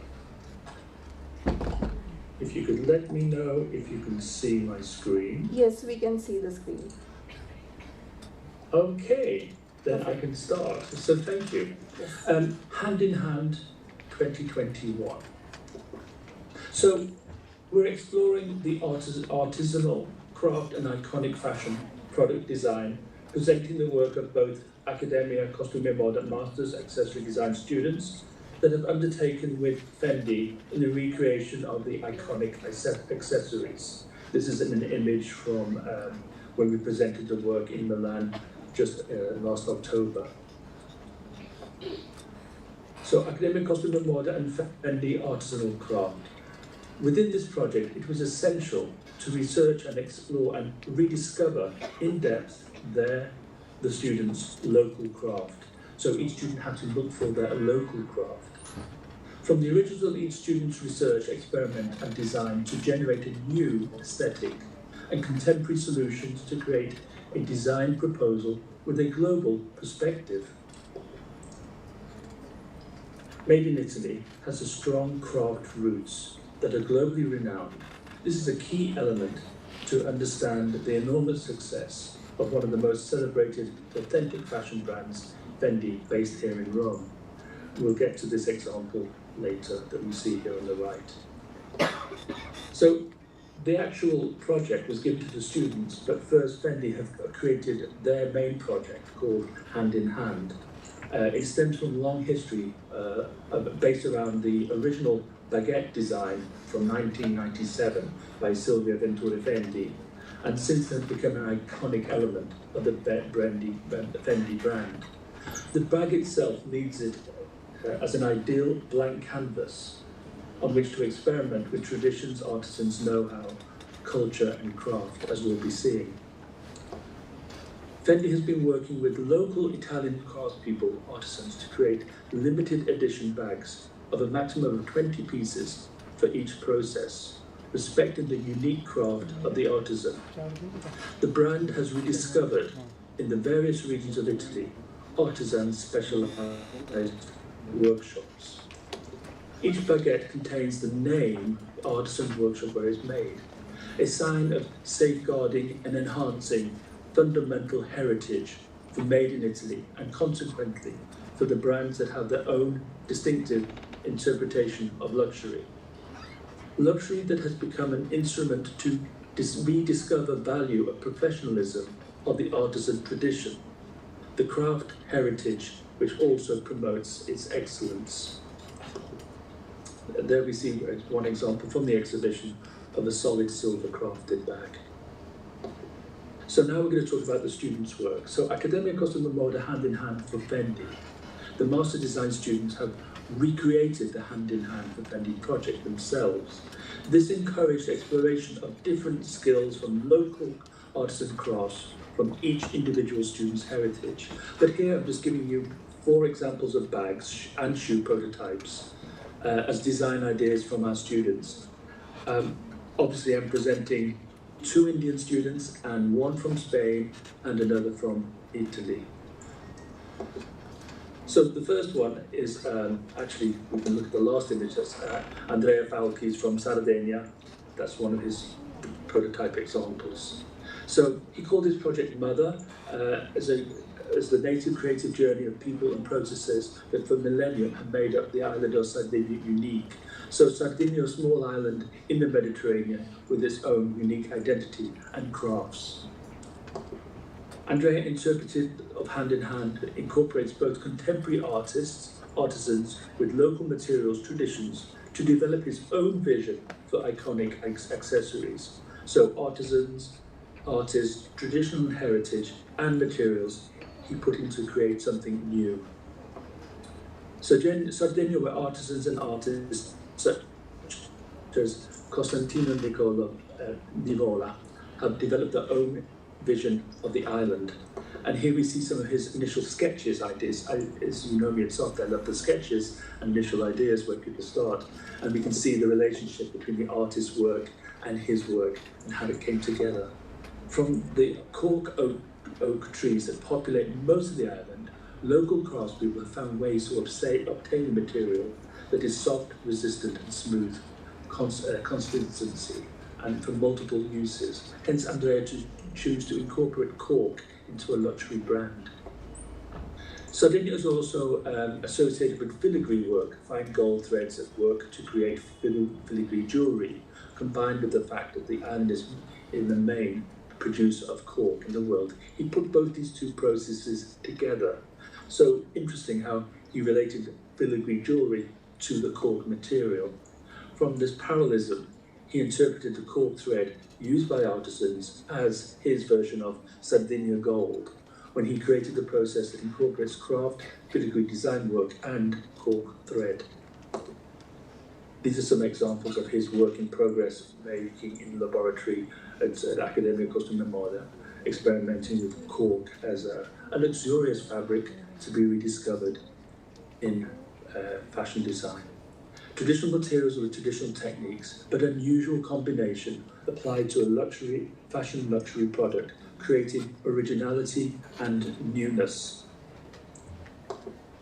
Okay, this is going to be interesting for you. So this is the soft student that came to Accademia to study with us. So we're very proud to have her with us. I'm proud to present her work to you. So she focused obviously on Paithani weaving, which I shouldn't really be introducing this to you because you all know it so well. So it's handloom craft style, including traditional motifs, with the student's intention to show how the craft could be elevated beyond wedding wear towards international fashion luxury.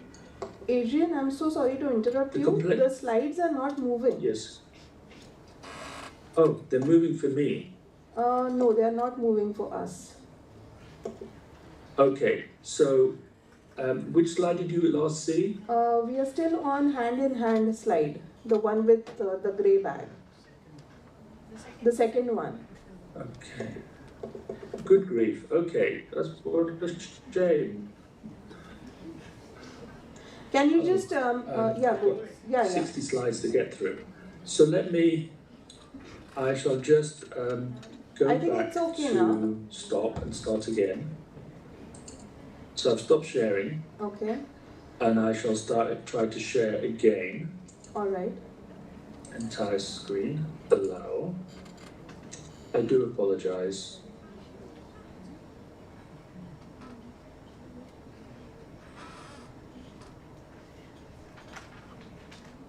Okay.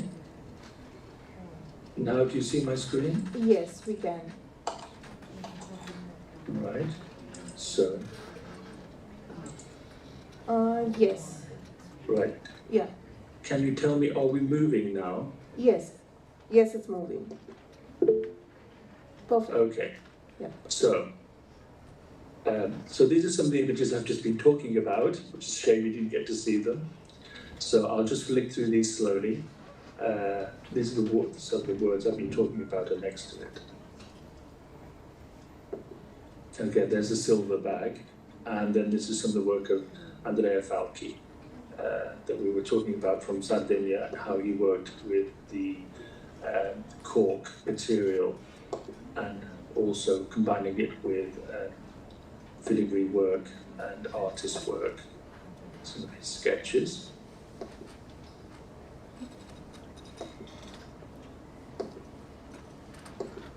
And some of the examples of his work finished. Okay. Are we with Aithani weaving? You see the screen?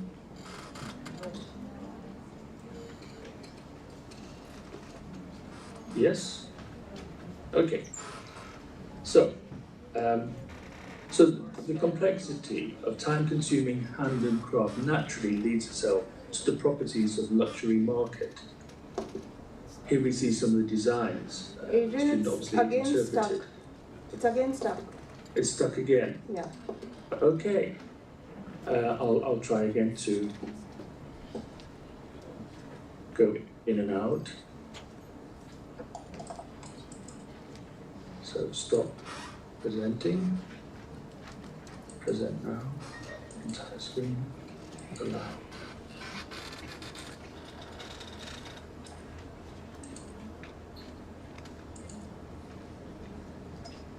Are we moving now?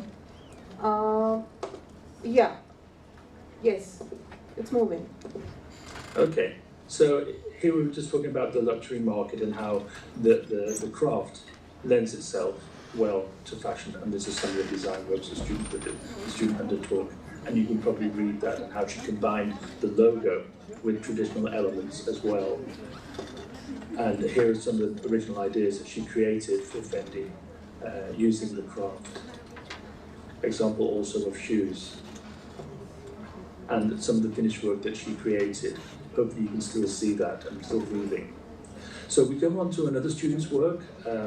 This is the work of Joaquim Marco from Palma de Mallorca in Spain. Explored a variety of artisans' craft, used traditional costume of Palma, the woven button making, pleating, oops, thunderstorm, pleating, lace making, etc.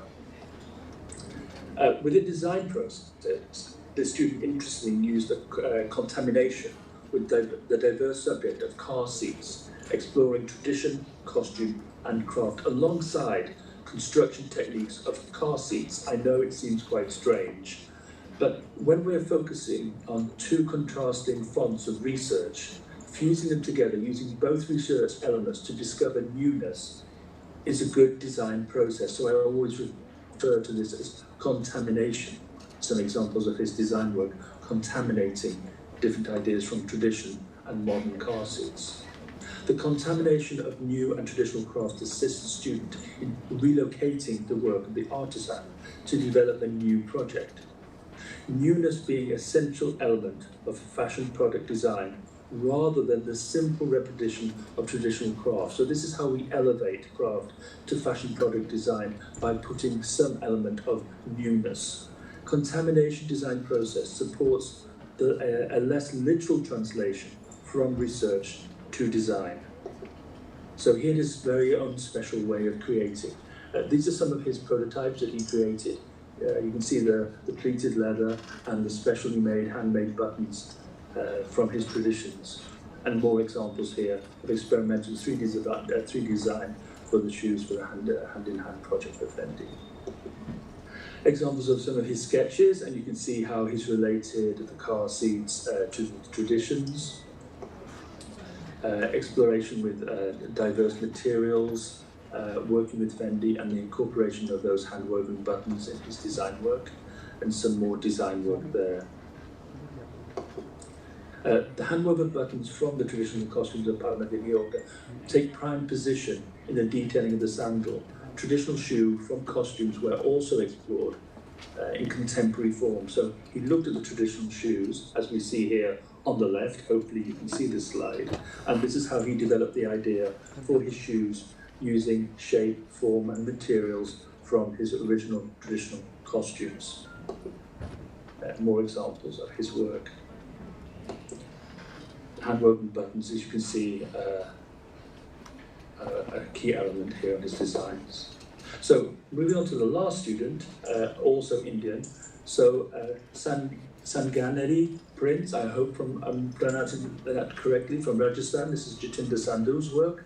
Artisans have been creating, as you well know, hand-carved designs by wooden blocks and producing the most beautiful cotton prints for thousands of years. Rethinking the use of skills available, Jatinder focused mainly on the wood carving skills for the project, as well as some traditional printing. So here we see how he asked the artisans to carve the blocks, incorporating both traditional design and those contemporary logos of the famous brand. Using the wooden carved blocks from India as a tool to emboss the leather himself in the laboratory of Rome. So this is a sketch of his proposal for embossing a leather onto a bag. Artisan skills of wooden handcrafting to create a wedge heel, incorporating traditional design elements with those Fendi logos as the brand. So this is a heel that he had created in India, created by the artisans, which is a very original idea to use their skills to produce a product, a final product, and not just a product to create a final piece of printed fabric. So the wooden handcraft wedge heel, made in India, assembled at ACM laboratories, enhanced with a contrast platform sole and a prototype FF Fendi Jacquard sock. Contemporary design and artisan hand carving put to very good use and quite an exciting new image. He also used the carved wooden blocks, how they originally are thought out, for printing onto the surface, but this time printing with the wooden blocks onto leather to create a new looking sandal. And here we see the final product. It's probably not very clear in my image because the relief work is very subtle. But what is nice here, we also get to see the final work with a hand-woven colourful striped strap, which gives more versatility to a product, the option of a cross-body wearability, also hand-woven. So, the methodology of this project. An apparently simple but extremely complex project which requires strong ability to interpret and research creatively and analyse the brand with a reference to the baguette design codes was essential for the students. The in-depth and broad research of artisan traditions, artists and materials, the process was important also, with a view to keeping the craft alive by placing them in contemporary context. The realisation of solutions of prototypes, material exploration and experimentation with craft that integrates with research. Good design is nourished by individual concepts that guides it to a new direction.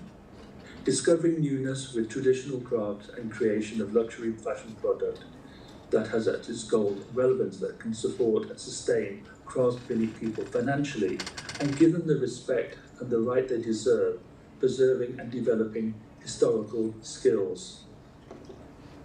So the Fendi exhibition is open in Rome, in Palazzo di Civiltà Italiana, and it's a public showcase celebrating Italian artisans and designed by Fendi team, and it shows the Italian artisans' wonderful work, and I visited literally just 2 days ago. And this was the exhibition itself, which is absolutely stunning, showing the 21 of a kind baguette alongside elements and tools explaining the craft techniques. So this is what was beautiful. We weren't just looking at bags, which would be fundamentally pretty, but not very exciting. It was great to see elements of an explanation of each craft from different regions of Italy and how they developed those individual bags. A stunning exhibition. The brand developed collaboration with 20 atelier workshops, each located in Italian region from Trentino, Alta Adige, Val d'Aosta, Calabria and Sicily, but generally all over. Here we see a bag with the coral work and photographs that I took at the exhibition. So from original coral and coral working to create a very luxury, expensive bag. And some more traditional hand-woven work, combining different elements of weaving as well as hand pleating and weaving and structuring. Beautiful to see just the simple bobbins and thread and the work and how they created the final artifact. So my small conclusion, I think it was quite interesting that when Kathleen was summing up, there was a lot of similarity. So sustaining artisans and craft globally is part of the bigger picture of sustainability. So it is definitely a global discussion. We all have artisan crafts to rediscover and to sustain. Learning, so how do we do this? Through learning and research crafts and skills, which the students are doing during this event, which is highly commendable. Understanding their connection to locality and its culture. Communicating with the product to safeguard and enhance the heritage. So the product itself will play an important role to safeguard the heritage. With the purpose to sustain business by creating appreciation of craft, communicating the skills, communicating the existence of this different craft, creating design located in luxury fashion, as we were talking before, to elevate the idea of what is luxury fashion. Designing with newness in order to convert from craft to fashion. Global challenge is to sustain artisans' work, not just to repeat what has already been created for centuries, but to design with current taste towards a market taking into global fashion culture, creating fashion artifacts that have a long life and iconic appeal. So thank you very much for that opportunity to present this work to you. I hope you found it interesting, and I will stop sharing my screen now. Very well said and very well presented. Thank you so much, Adrian, for presenting hand in hand. It's really an honor for all of us to see where the Indian crafts are reaching and being explored by renowned international designers. So thank you so much. Please stay connected with us for the further discussion. Ladies and gentlemen, thank you, the voice of Soft. Our pleasure, sir. Ladies and gentlemen, we are immensely glad to have with us today online Mr. Hemang Agrawal, a new age textile designer and creative managing director of Surekha Group and advisory board member of Green Fashion India. Sir is a co-founder of Hemang Agrawal and Holy Weaves label that deals into traditional Banaras brocade textile by uplifting and empowering the artisans. The label Hemang Agrawal was even nominated for the prestigious Woolmark Prize 2017-18. With Sir's magnanimity towards traditional craft, his work has been featured on the Netflix series The Creative Indians in 2020. I would like to request Mr. Hemang Agrawal to kindly start with the keynote. Over to you, sir. Thank you, Malika ma'am. Thank you for the wonderful introduction. So this time, firstly, welcome to all the students, all the delegates. This time, me and Dr. Mundekar decided that since I've already been presenting keynotes, this time we have it as a question-answer session. So, Ma'am Mundekar, is she around? Yes, sir, she is right here. Hi. Good afternoon, ma'am. Good afternoon, Hema, and I'm very much here. Thank you so much. Many presentations today. And obviously, all of us have seen the different facets of what green fashion means to everyone. Obviously, in the Western context, it has always been more about how to keep the environment green and how to, sustainability of lives is basically what the Western inference of green fashion has been. Whereas for a country like India, a country which is so rich in crafts, which is so rich every 100 kilometers, where not just the language changes, but even the craft traditions change. For us, sustainability of livelihoods is also very important. And the same point was actually even raised by Honorable Vice Chancellor during her initial address. So with that, it's Green Fashion Conference is always, I always call it as a melting pot of different opinions, and it is a movement. Obviously, when this movement was started by NKSSL and SOFT, initially it was people were not aware, but over the years we have seen that everybody has come together. This is one thing which all of us think very, very sincerely about, which all the people whom we have been able to associate with this moment think very seriously about. And again, the concept of taking Indian crafts forward and making Indian garment industry, adapt sustainable processes is what this movement basically entails. As about me, as Malika ma'am has already informed, that I have been working in the field of handlooms and handmade textiles. I work out of Banaras. Banaras, as all of you might be aware, that it's one of I call Banaras the last remaining bastion of handlooms at an industrial scale. Handlooms across the world, if you go, they are now limited to studios. You go to Japan, you go to some parts in Mexico, you go to Europe. It's only a few exponents who are practicing handloom.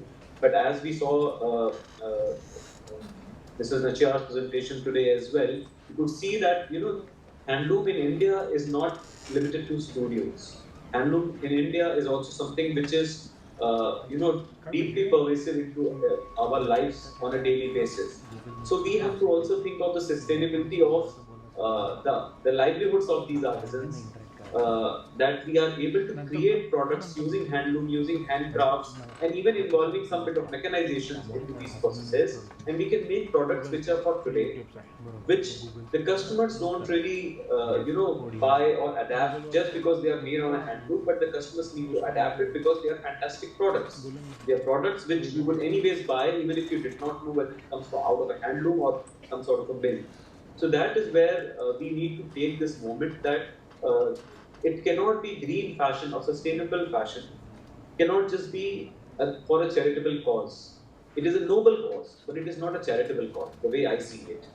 We cannot tell any consumer, and especially when I'm addressing most of you are students today, so you will learn that many of you whom I have met over the years, I can see how sincerely you feel about the sustainability, how sincerely you feel about green fashion. But I always tell each one of them that sustainability is not about the final product, it's about the processes. Your product ultimately has to be something which is excellent, your product has to be something which needs to be very well designed, and the customer needs to adapt it because of the product which it is, and you have to ensure that your processes are sustainable. And essentially that's what Indian crafts are also about. Indian crafts, the craft is not in a product, craft is in a process. A same sari woven on a Banarsi handloom can, a very similar sari, something which looks visually very similar, can be woven on a power loom. The fabulous saris which, for example, which Mrs. Nachiar showed in her presentation, the fabulous products which Adrian and Catherine showed in their presentations, many of them are handmade. And trust me, we cannot, it's handmade versus machine made is no longer a zero-sum game. Obviously, machines also make some fantastic products, and you cannot be fighting for the same share of pie. I always say that handloom and handmade have a different pie altogether. So we have to ensure that we are creating products which are acceptable to everybody. Whenever you girls, you boys design, you have to think of the consumer. And sustainability is for yourself. Sustainability is not for the consumer. It is that you adapt these processes while you design, while you manufacture. That's my take on sustainability. And obviously now I would ask Dr. Mundikar to stream this conversation in the direction she wants.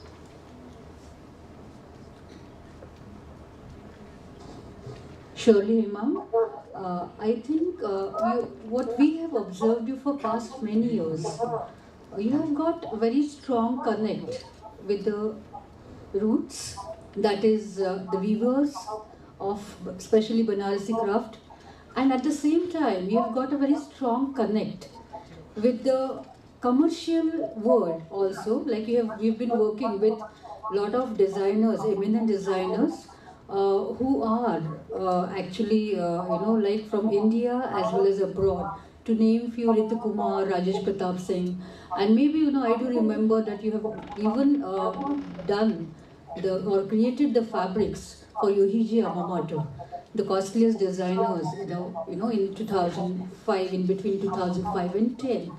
So, what is your maybe take when it comes to roots? How much it is possible for a person to be there with crafts and art, and to take it really, commercially? Is it really difficult, or what was it, during your journey? What is it that you have experienced while going so?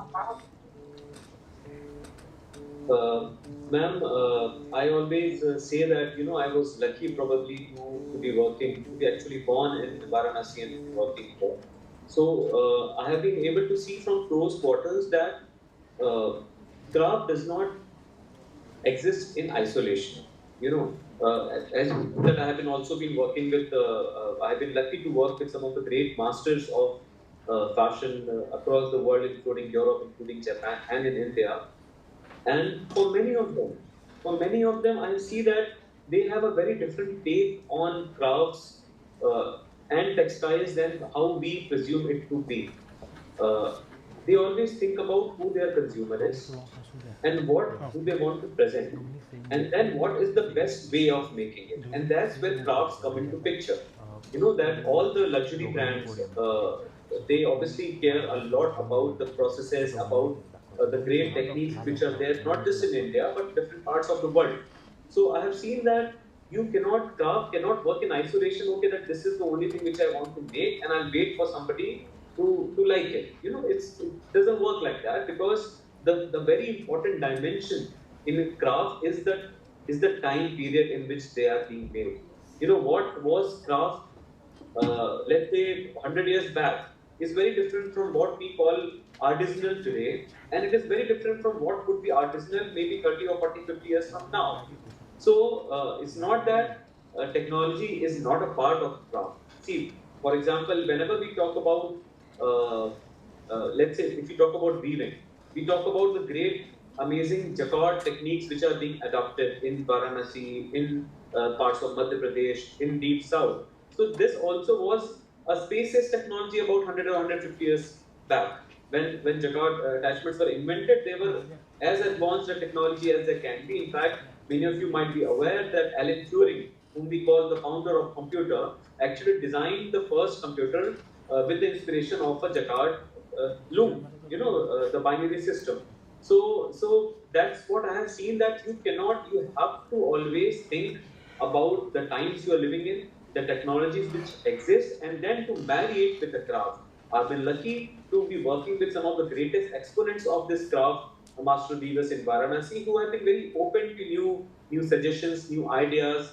So when I had launched my eponymous label, my own label, the idea was that we present craft in a way which is, in an avatar which is very contemporary. So whatever I do in my label, some of you are aware of the kind of stuff which we do under the label Hemang Agarwal. The others can probably look up something on the internet or Instagram. You realize that in this label, we are not doing anything which has already been done. We try to create new kind of textiles which speak about today. We try to create, marry it with silhouettes which all of you want to wear in today's day and age. So that's the way I see that probably the ideal marriage would be, when we like a song, it's always that when the music and the lyrics both come together and you enjoy it. The same way, in today's day and age, your idea, your textiles, and your final garment, all of them have to come together to make it like a beautiful song. Thank you so much. Hemang, I must appreciate, because I still remember, the first sustainable Fashion Week, which Lakme initiated. And it was you who could bring a lot of artisans who are the makers of this fashion on the dais. And first time we could see them walking on the dais. I think, Hemang, thank you so much for being with us. And I am going to request Rahul Bhajekar, please be there, because now he has to start with his session also. He'll conclude in a short. At the same time, he will also ask few questions to all the keynote speakers. Thank you, everyone. So please.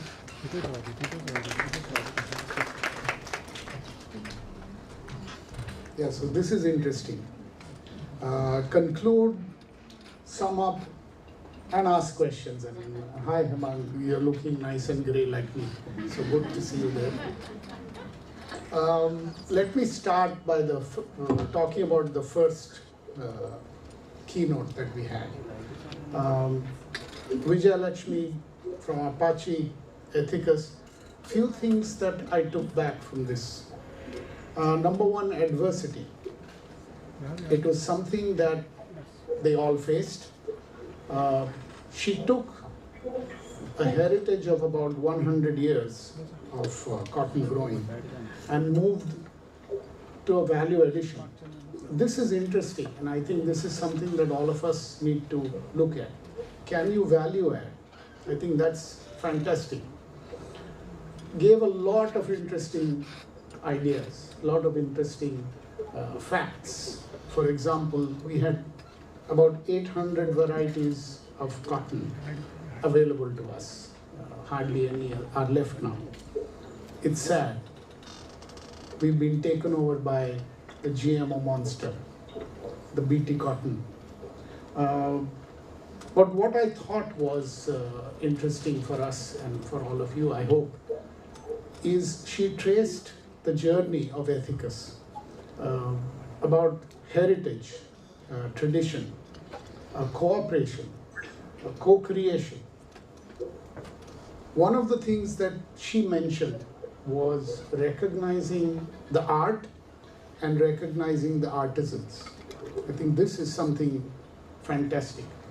If you can do that, your artisans, your art will remain, well, let's call it alive, because I think that's what we are faced with today, dying art. She asked you as students to be thinkers, to use your power. I think that's fantastic. One of the things that, of course, I personally, coming from the Global Organic Textile Standard, loved was her promotion of organic. So what I want to do is not just sum up here, but continue with asking questions. So, madam, one of the questions I have for you is, you talked about moving one day to organic. I would like to know as to how would you promote organic among farmers. You have seen, I think, some advantage of going organic, especially when it comes to cotton production. Is this something that can help others move to organic? Does it really help? Is organic a business case? I think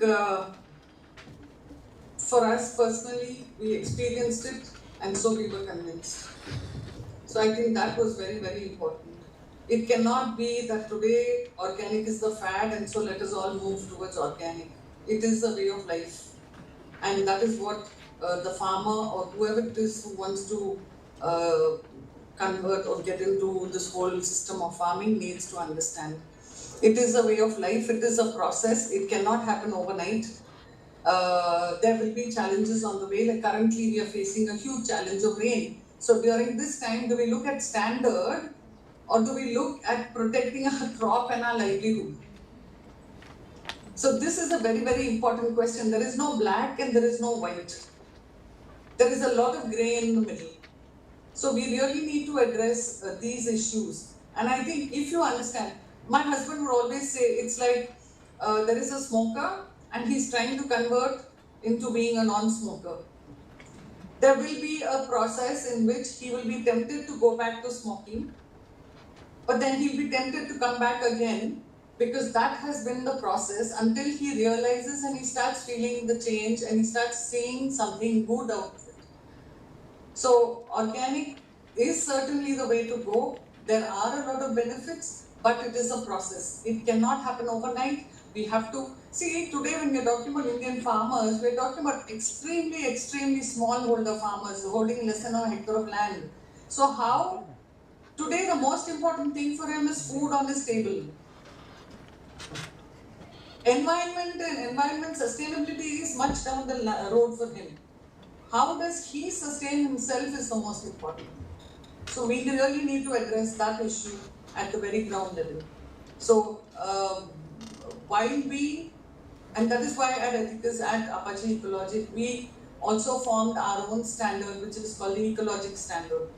We ask the brands we work with to come and to meet the farmer, to talk to them, to see if there was a change. Global Organic Textile Standards is a wonderful standard, but it is not a one system or a one standard fits all kind of a system. We have different issues at different ground levels, and so we really need to create our own kind of a system which suits us. Because the eventual goal is to go organic or to follow a much more sustainable form of agriculture. So we need to create our own process. So certainly I would say there is a huge benefit in it. There is a huge, but it is a huge process, and we need to be committed to that process. Thank you so much. Another question I had, you specifically mentioned a couple of people who inspired you during this journey. You mentioned Sally Holker, for example. So how important do you think are inspirations in designers' lives, or just regularly in life? Do you need to look at inspirations? Can you really get inspired? And how does a young student fashion designer look at inspiration? See, just like how we are talking to these students today, Sally Holker was a speaker at my college when I was a student. So she really inspired me by her talk, by the work, and by her commitment to working and reviving the whole Maheshwari weave. And I have seen how Sally Holker's work from Maheshwar to Women Weave has really transformed, and how it has also moved with the times. So certainly I feel, in spite of me being a textile student, in spite of me learning textiles, in spite of me going through the whole system of education, 5 years of textile study, at one point I felt that I really needed, if there was especially when I was trying to look at moving into a heritage segment, it was very easy for us to move into the next, power loom, the air jet looms, and that kind of a technology-driven segment. But especially when it was time for us to think about moving back, we really needed to look at something which was successful, because we had within our own family people thinking, but that's a dying art. Why would you want to get into something which is dying and on the way out? So certainly a very thriving example, an example of what people like Sally Holker have done, was certainly inspirational for me. And I think we need many, many more such inspirations in our country. Thank you so much, ma'am. That was wonderful. So taking inspiration is one of the things you need to do.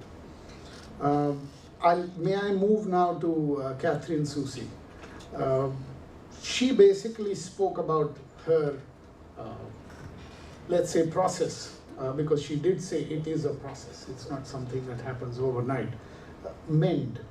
I loved what mend meant. I loved also the fact that she talks about zero waste. In fact, a brilliant example of circularity.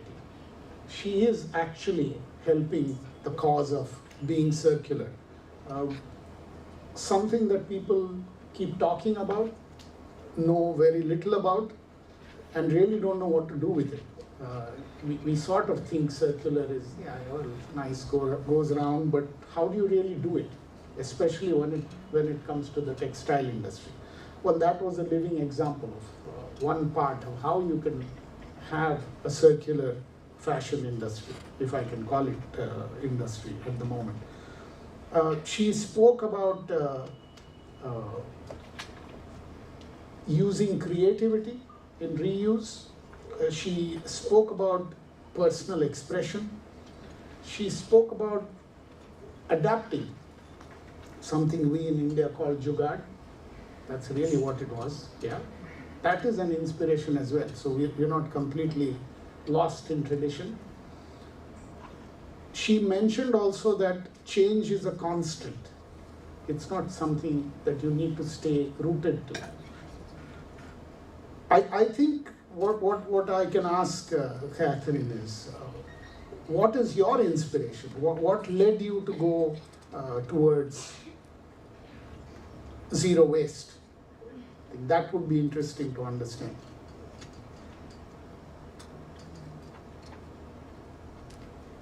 Do we have her online? If not,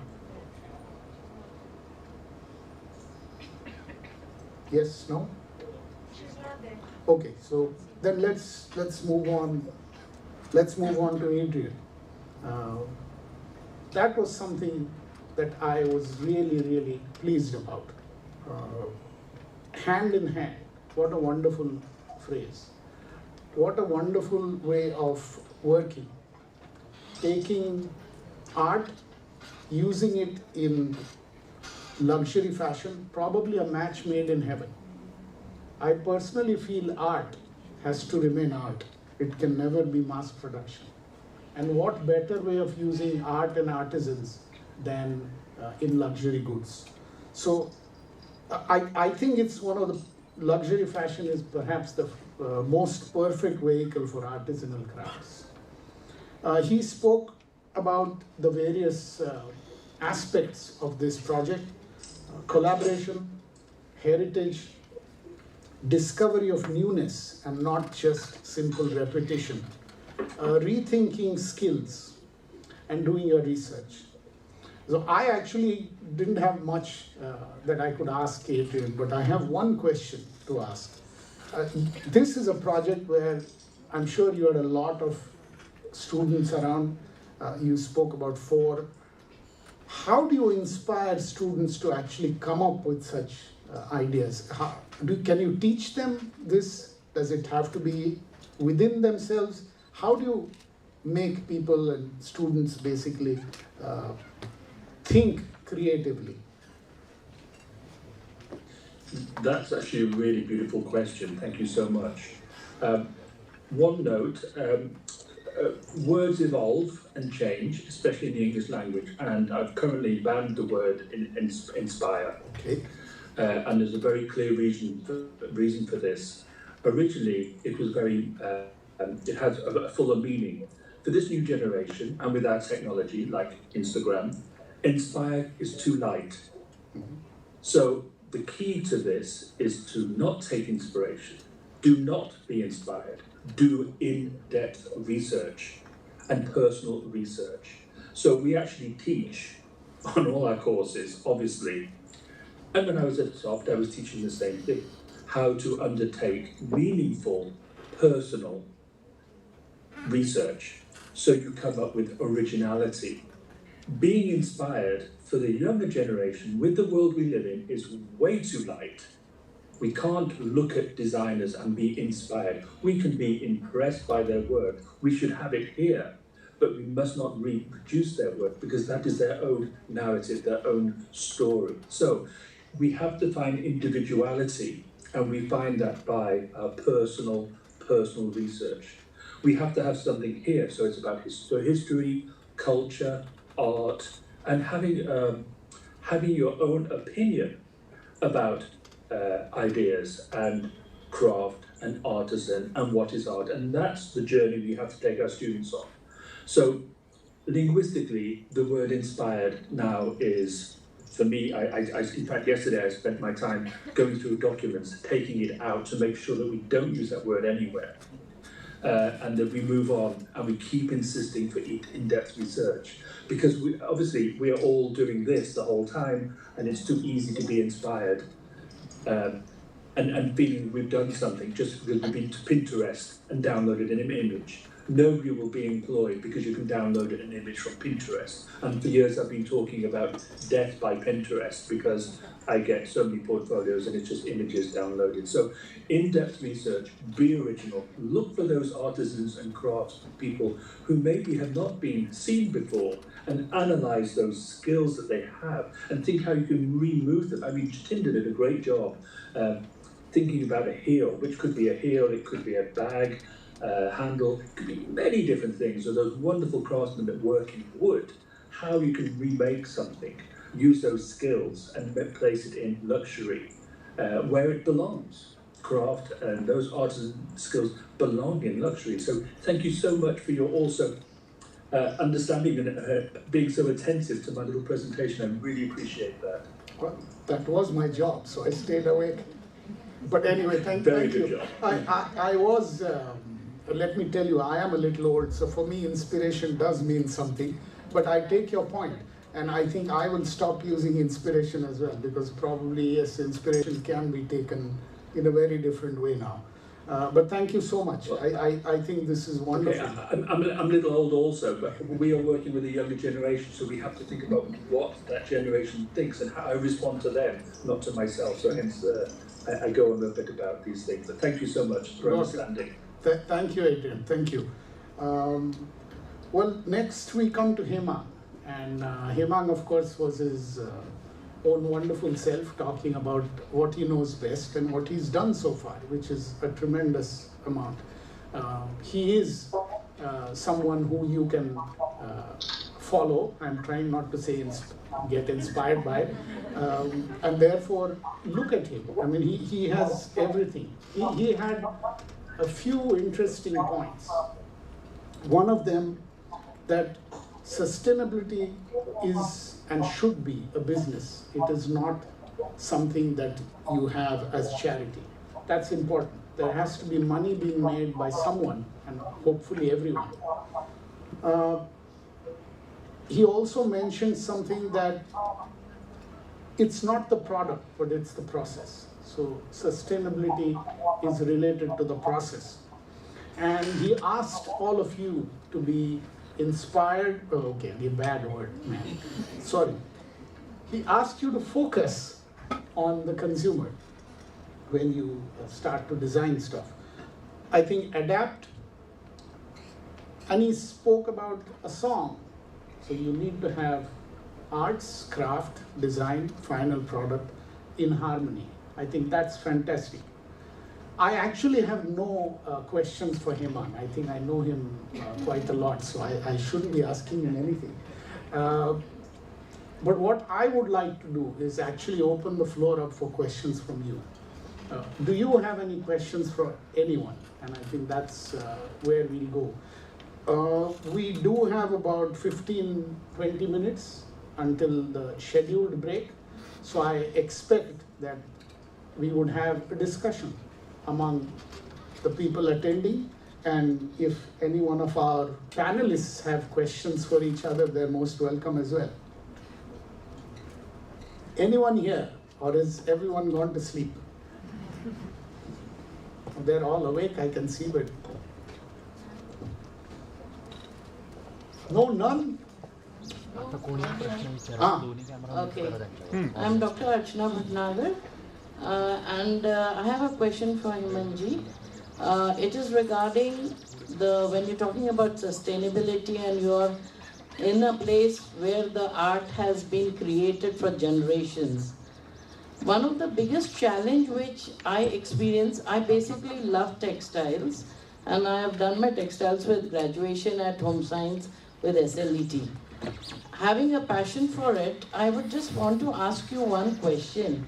Over a period of time, when you're talking about the fabrics being made, and especially the silk work and the zari work, the intensity by which it was being done traditionally to what it is now, the quality has been very different.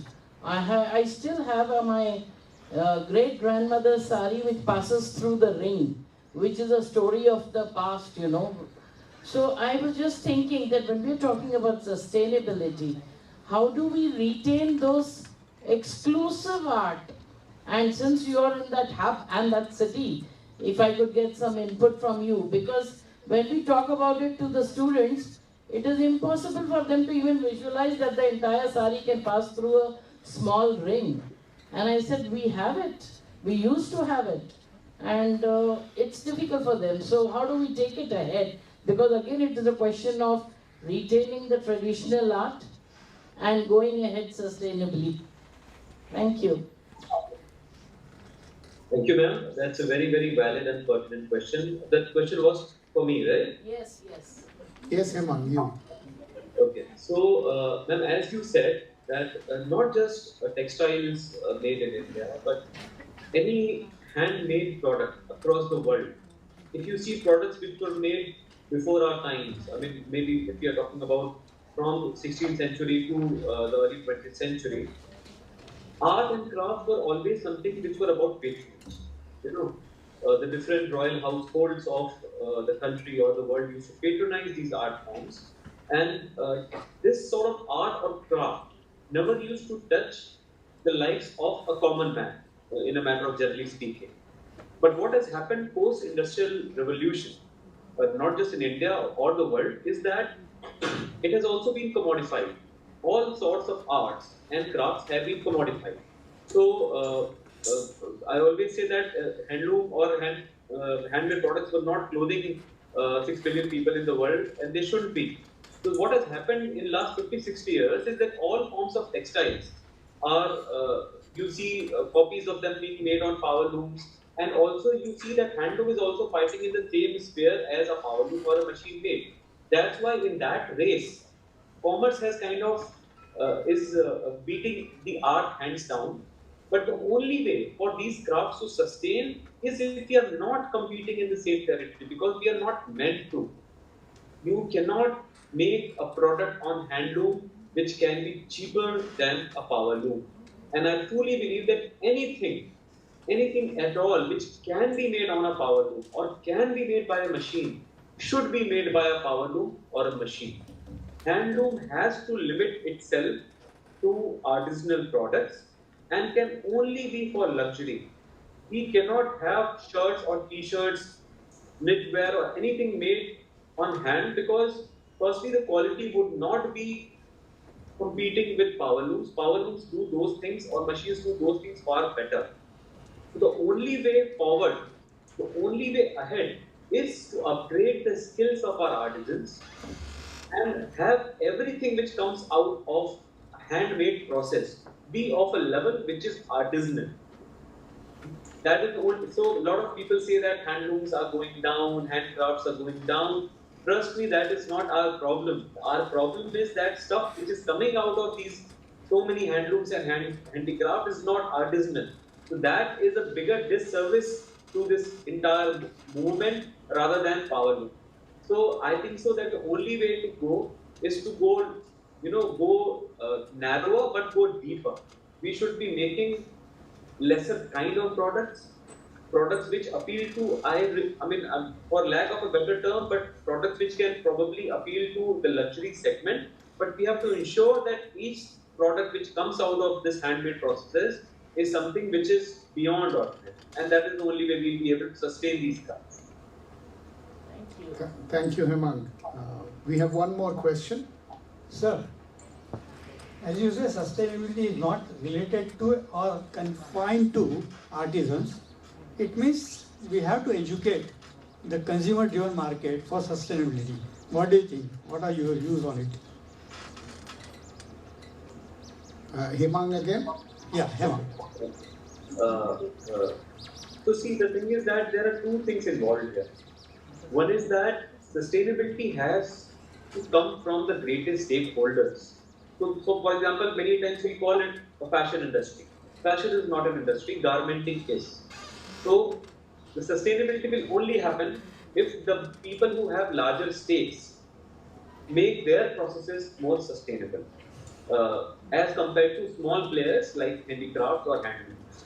Secondly, the second misnotion which we all tend to have, that everything which is handmade or everything which is made using craft processes are sustainable. They are not. maybe back in the day when we didn't have so much of chemical dyes and all these processes, they used to be. But in last, at least for the last century, not every craft makes products which are sustainable.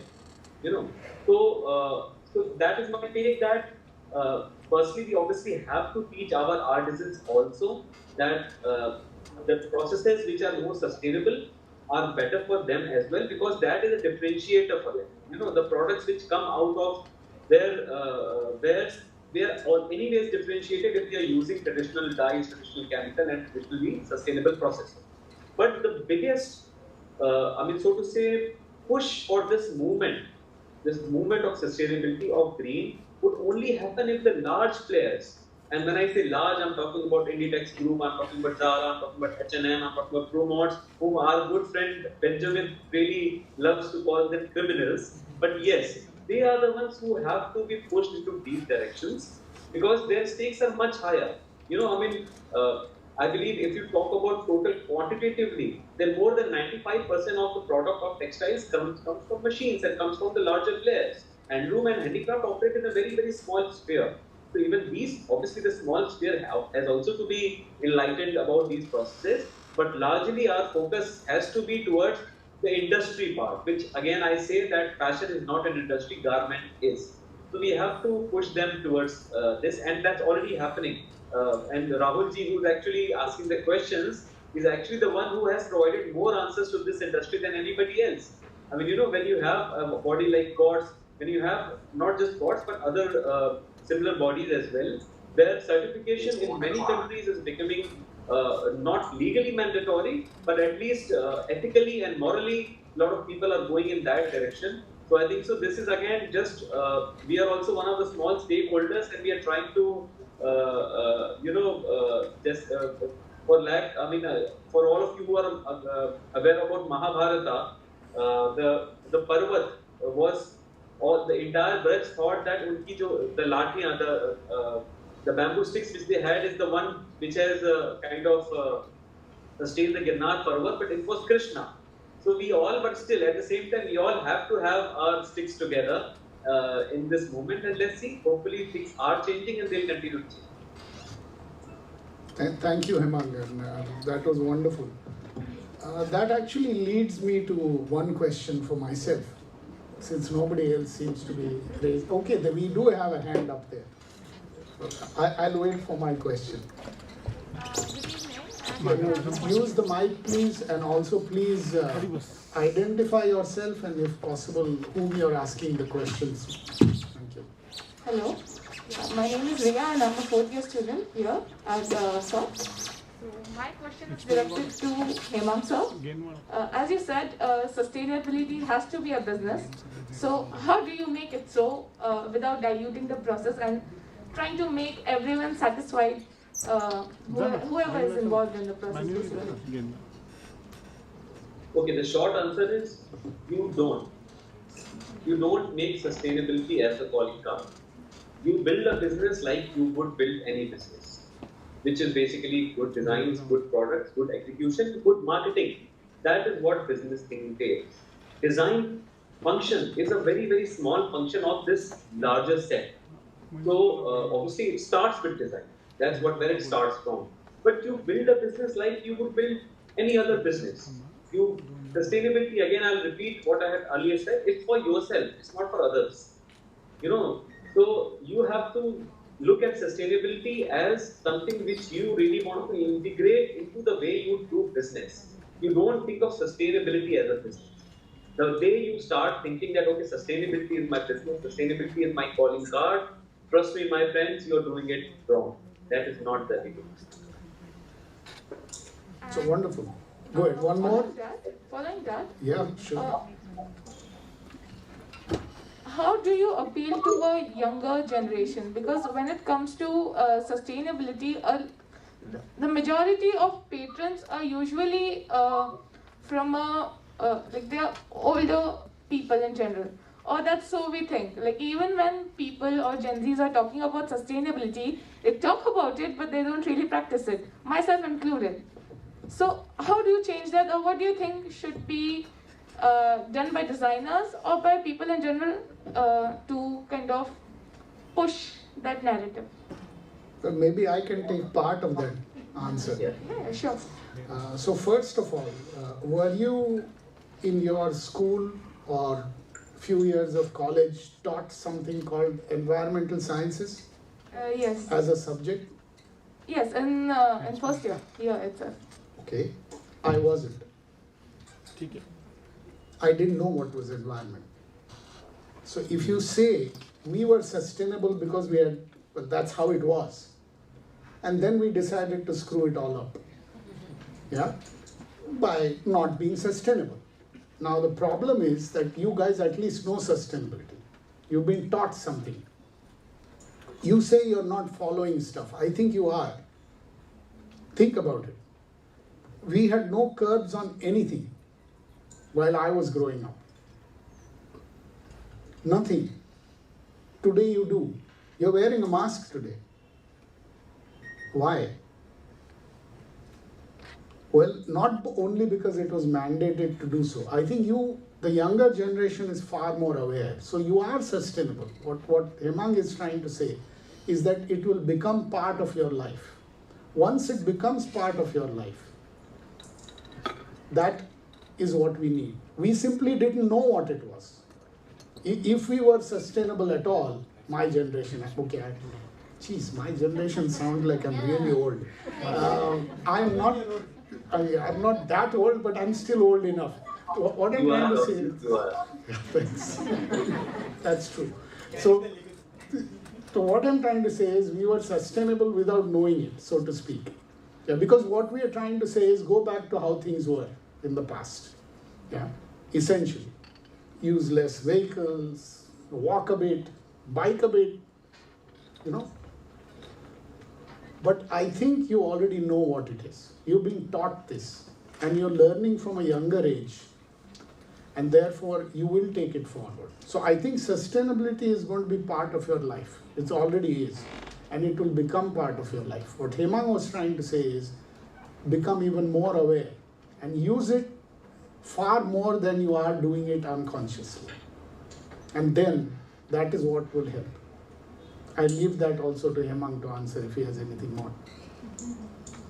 No, absolutely. I totally second your thoughts here, Rahul. And I actually see the students of today are much more aware than, if I talk about students which were like about 10 years back or back when I was in college, when I was studying fashion. It is a movement which has actually become stronger in the last decade or so. So we have lots of hope from the younger generation, because I can see that all of you don't just talk about it, but you really do feel for it, in your bones, that you have to do things which are better for the planet, which are better for the world, which are better for our artisans. So, and it is not something which is going to change overnight. It's not that all the bigger polluters are going to change overnight. We all have been following the news about the COP and, the government coming together. There are actual challenges, because there are some parts of sustainable practices which many developing countries, cannot adapt to as quickly, because they are much behind the curve in their, in the curve of growth. So there would be challenges, but that is the key, that how do we tide over those challenges and still keep this movement running. It's not going to happen overnight, but also we can't leave it for much later. The damage which all the polluting industries, more for textiles and fashion and garment, has done in last 30 years. We really need to get our act together. And it all starts with you. I mean, you people are the ones who are going to be the designers in a couple of years' time. You are the ones who are going to join industries. So if you bring this thought, if you carry this thought forward, automatically things will change. Yeah. Or it's still something to ask, no problem. That answers. Thank you. Okay, good. Well, one question here, please, two of them. So someone needs to go around with the mic. Hello everyone, my name is Shweta Iyengar and this question is directed to Himang sir. So sir, since you're so closely associated with the Banarasi weavers, can you please tell us like what is the current scenario in Banaras like with the weavers, especially after the pandemic situation? Like are they still continuing their weaving or are they moving to power looms?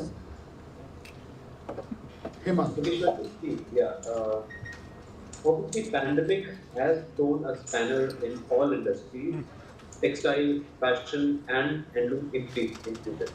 So it's not that handloom has been been aloof from what we have seen happening, but more so the luxury fashion industry, like all across the board, has taken the biggest hit.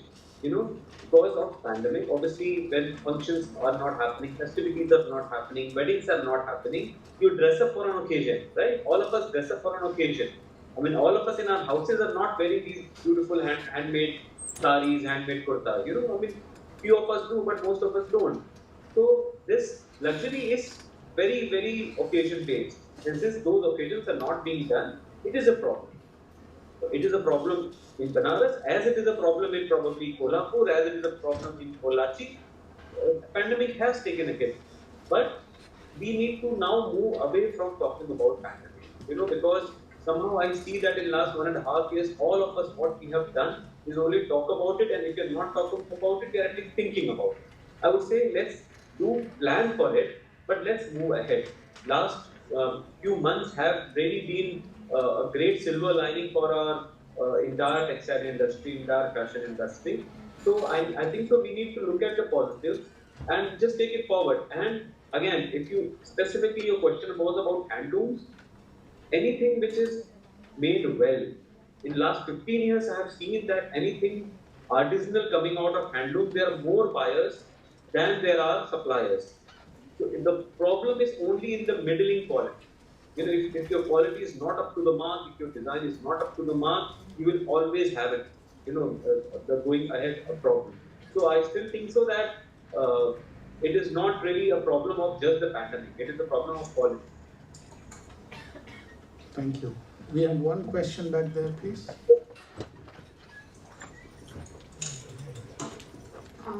Hi sir, my name is Srishti. I'm a Master of Design student here at SOFT. And I know you just said that we are constantly talking about the pandemic and we shouldn't, but this is an open-ended question for everybody, that how would you say that the pandemic has contributed to sustainability in the industry or about making conscious choices? So maybe I can answer part of it because I am into that sphere a little bit. 2020 was a year that got exploded by 34%.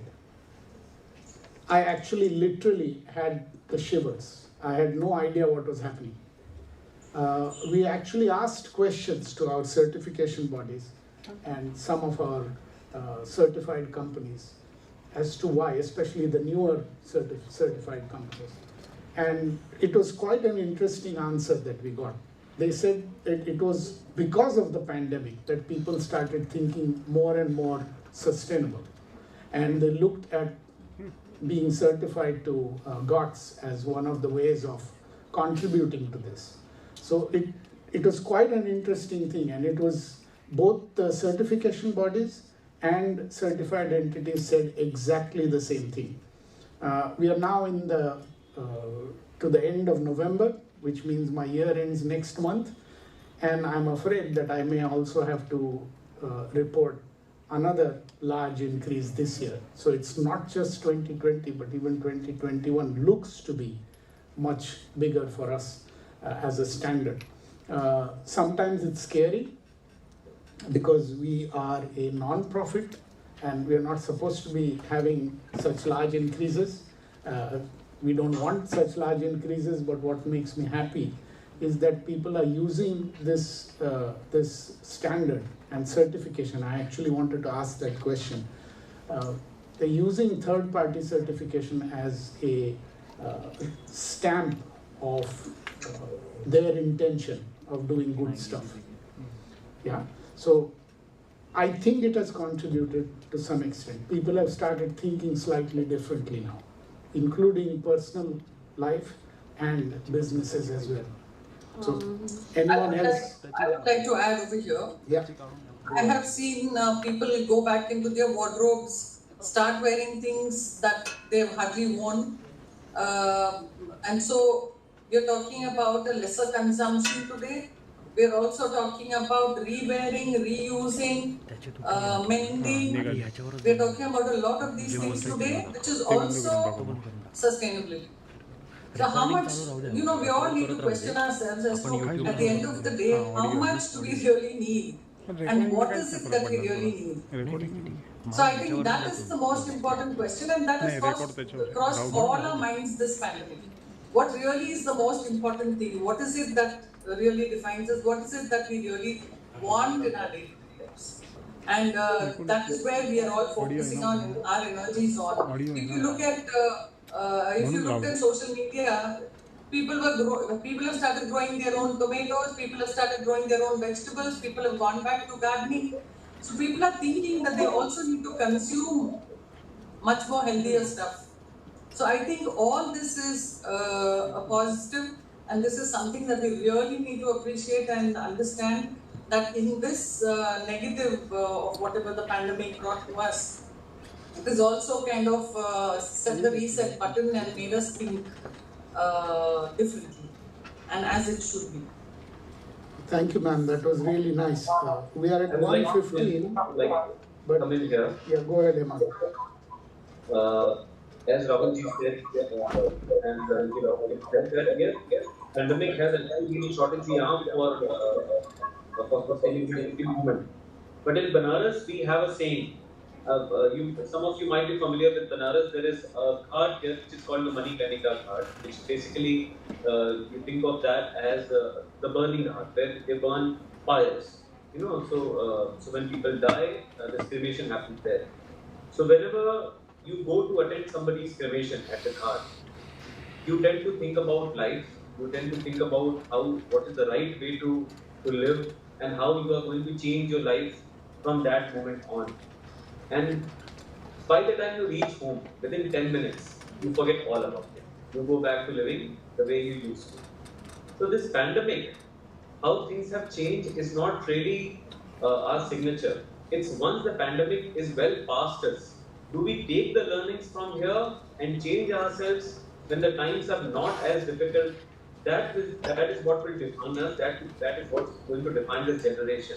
Because right now, all of us, because of what we have seen during last 2 years, all of us have been very watchful, all of us have been thinking about the right things. But the moment you go back to your normal life, you go back to your 10-12 hour stays, you forget all the learnings. So the key is to never ever forget as to what we have seen in the last 1.5 years, and take that learnings and keep it with us very close to our chest, rather than forgetting and going on the way we used to. Thank you. Thank you, Emma. Does that answer your question? We are actually at 1:15. We are supposed to close at 1:15. I don't mind one more question. There's already one lady out there who put her hand up. So that's the last question. I'm sorry. We take it later. So I'm a faculty here and also studying M design. I have a question. I've been I've been in the industry for many years, and some years back we had the quota system, which was like you had a restriction on the exporters on how much they could export. It's not a question actually that much, but more a thought that should we bring that concept back to ensure that we don't overproduce in countries, especially India, Sri Lanka, Bangladesh, where most of these European countries do a lot of manufacturing. So they dump a lot here and then we dump it further. So I don't know if this is a solution, whether we should have the quota system back. It's an interesting question. I can answer quite a bit of it because I was quite involved before and after the quota. But for people who don't know what quota was, before WTO came into force, countries were given a specific quantity of products to be sold and exported. So if you were a backward country, a developing country, you got or you were asked to produce a certain amount of goods for export so that you can earn foreign currency. It actually was quite a kick in the pants if you were on a quota. And well, you will have people saying bring it back because they got assured business, and there were people who said what rubbish, if I want to sell much more than the quota, why shouldn't we be allowed to sell? Capitalism. So I don't think quota's coming back, that won't happen because it was a global decision to scrap quotas. I think what you mentioned really is, can we limit our consumption? Of course you can. You should. Starts, like Hemang said, it's an individual choice. Start to consume less, you will have less fast fashion. Don't buy clothes every time you visit a mall. Buy only what you need. Use what you have. Like him, I think Madam mentioned that you discovered goods in your closet that you didn't wear for a long time. Well, on a lighter note, Benjamin found a corner in his flat that he hadn't seen in many years during the pandemic. But what I wanted to say was that it's up to you, it's individual. So please consume less, and that contributes. Every small thing contributes. You see a bottle of water dumped somewhere, please pick it up and put it in where it could be recycled. It's individual. Yeah, thank you. I'll stop at that, and thank you all for being here on this panel. And yeah, I leave it to you. I would just like to say one thing here, just for the students. I'm sure everybody can hear me, right? Is that if you see unsustainable fashion selling more than sustainable fashion, it is not a reflection on those companies. It is a reflection on me and you. More than them, because we are the ones who are wanting that, and that is why we are producing it. So just keep that in mind, that is a reflection on us, not on those companies. Wonderful, wonderful. Thank you so much all the speakers, Vijaya Lakshmi ma'am, Catherine, Adrian and Hemang sir, for their wonderful keynotes and dynamic kickstart of the 8th Green Fashion India International Conference 2021. A big thanks to the most eminent guiding forces, Rahul sir and Benjamin, for being the strongest pillars of Green Fashion India since the beginning. Ladies and gentlemen, we will continue this passion for empowering sustainability through collaboration and co-creation and more right after the lunch break. Let us meet again in a short while for the next parallel sessions of paper presentations, students competition display and artisanal workshops. Requesting all of you to kindly contact reception for the further details. Thank you so much.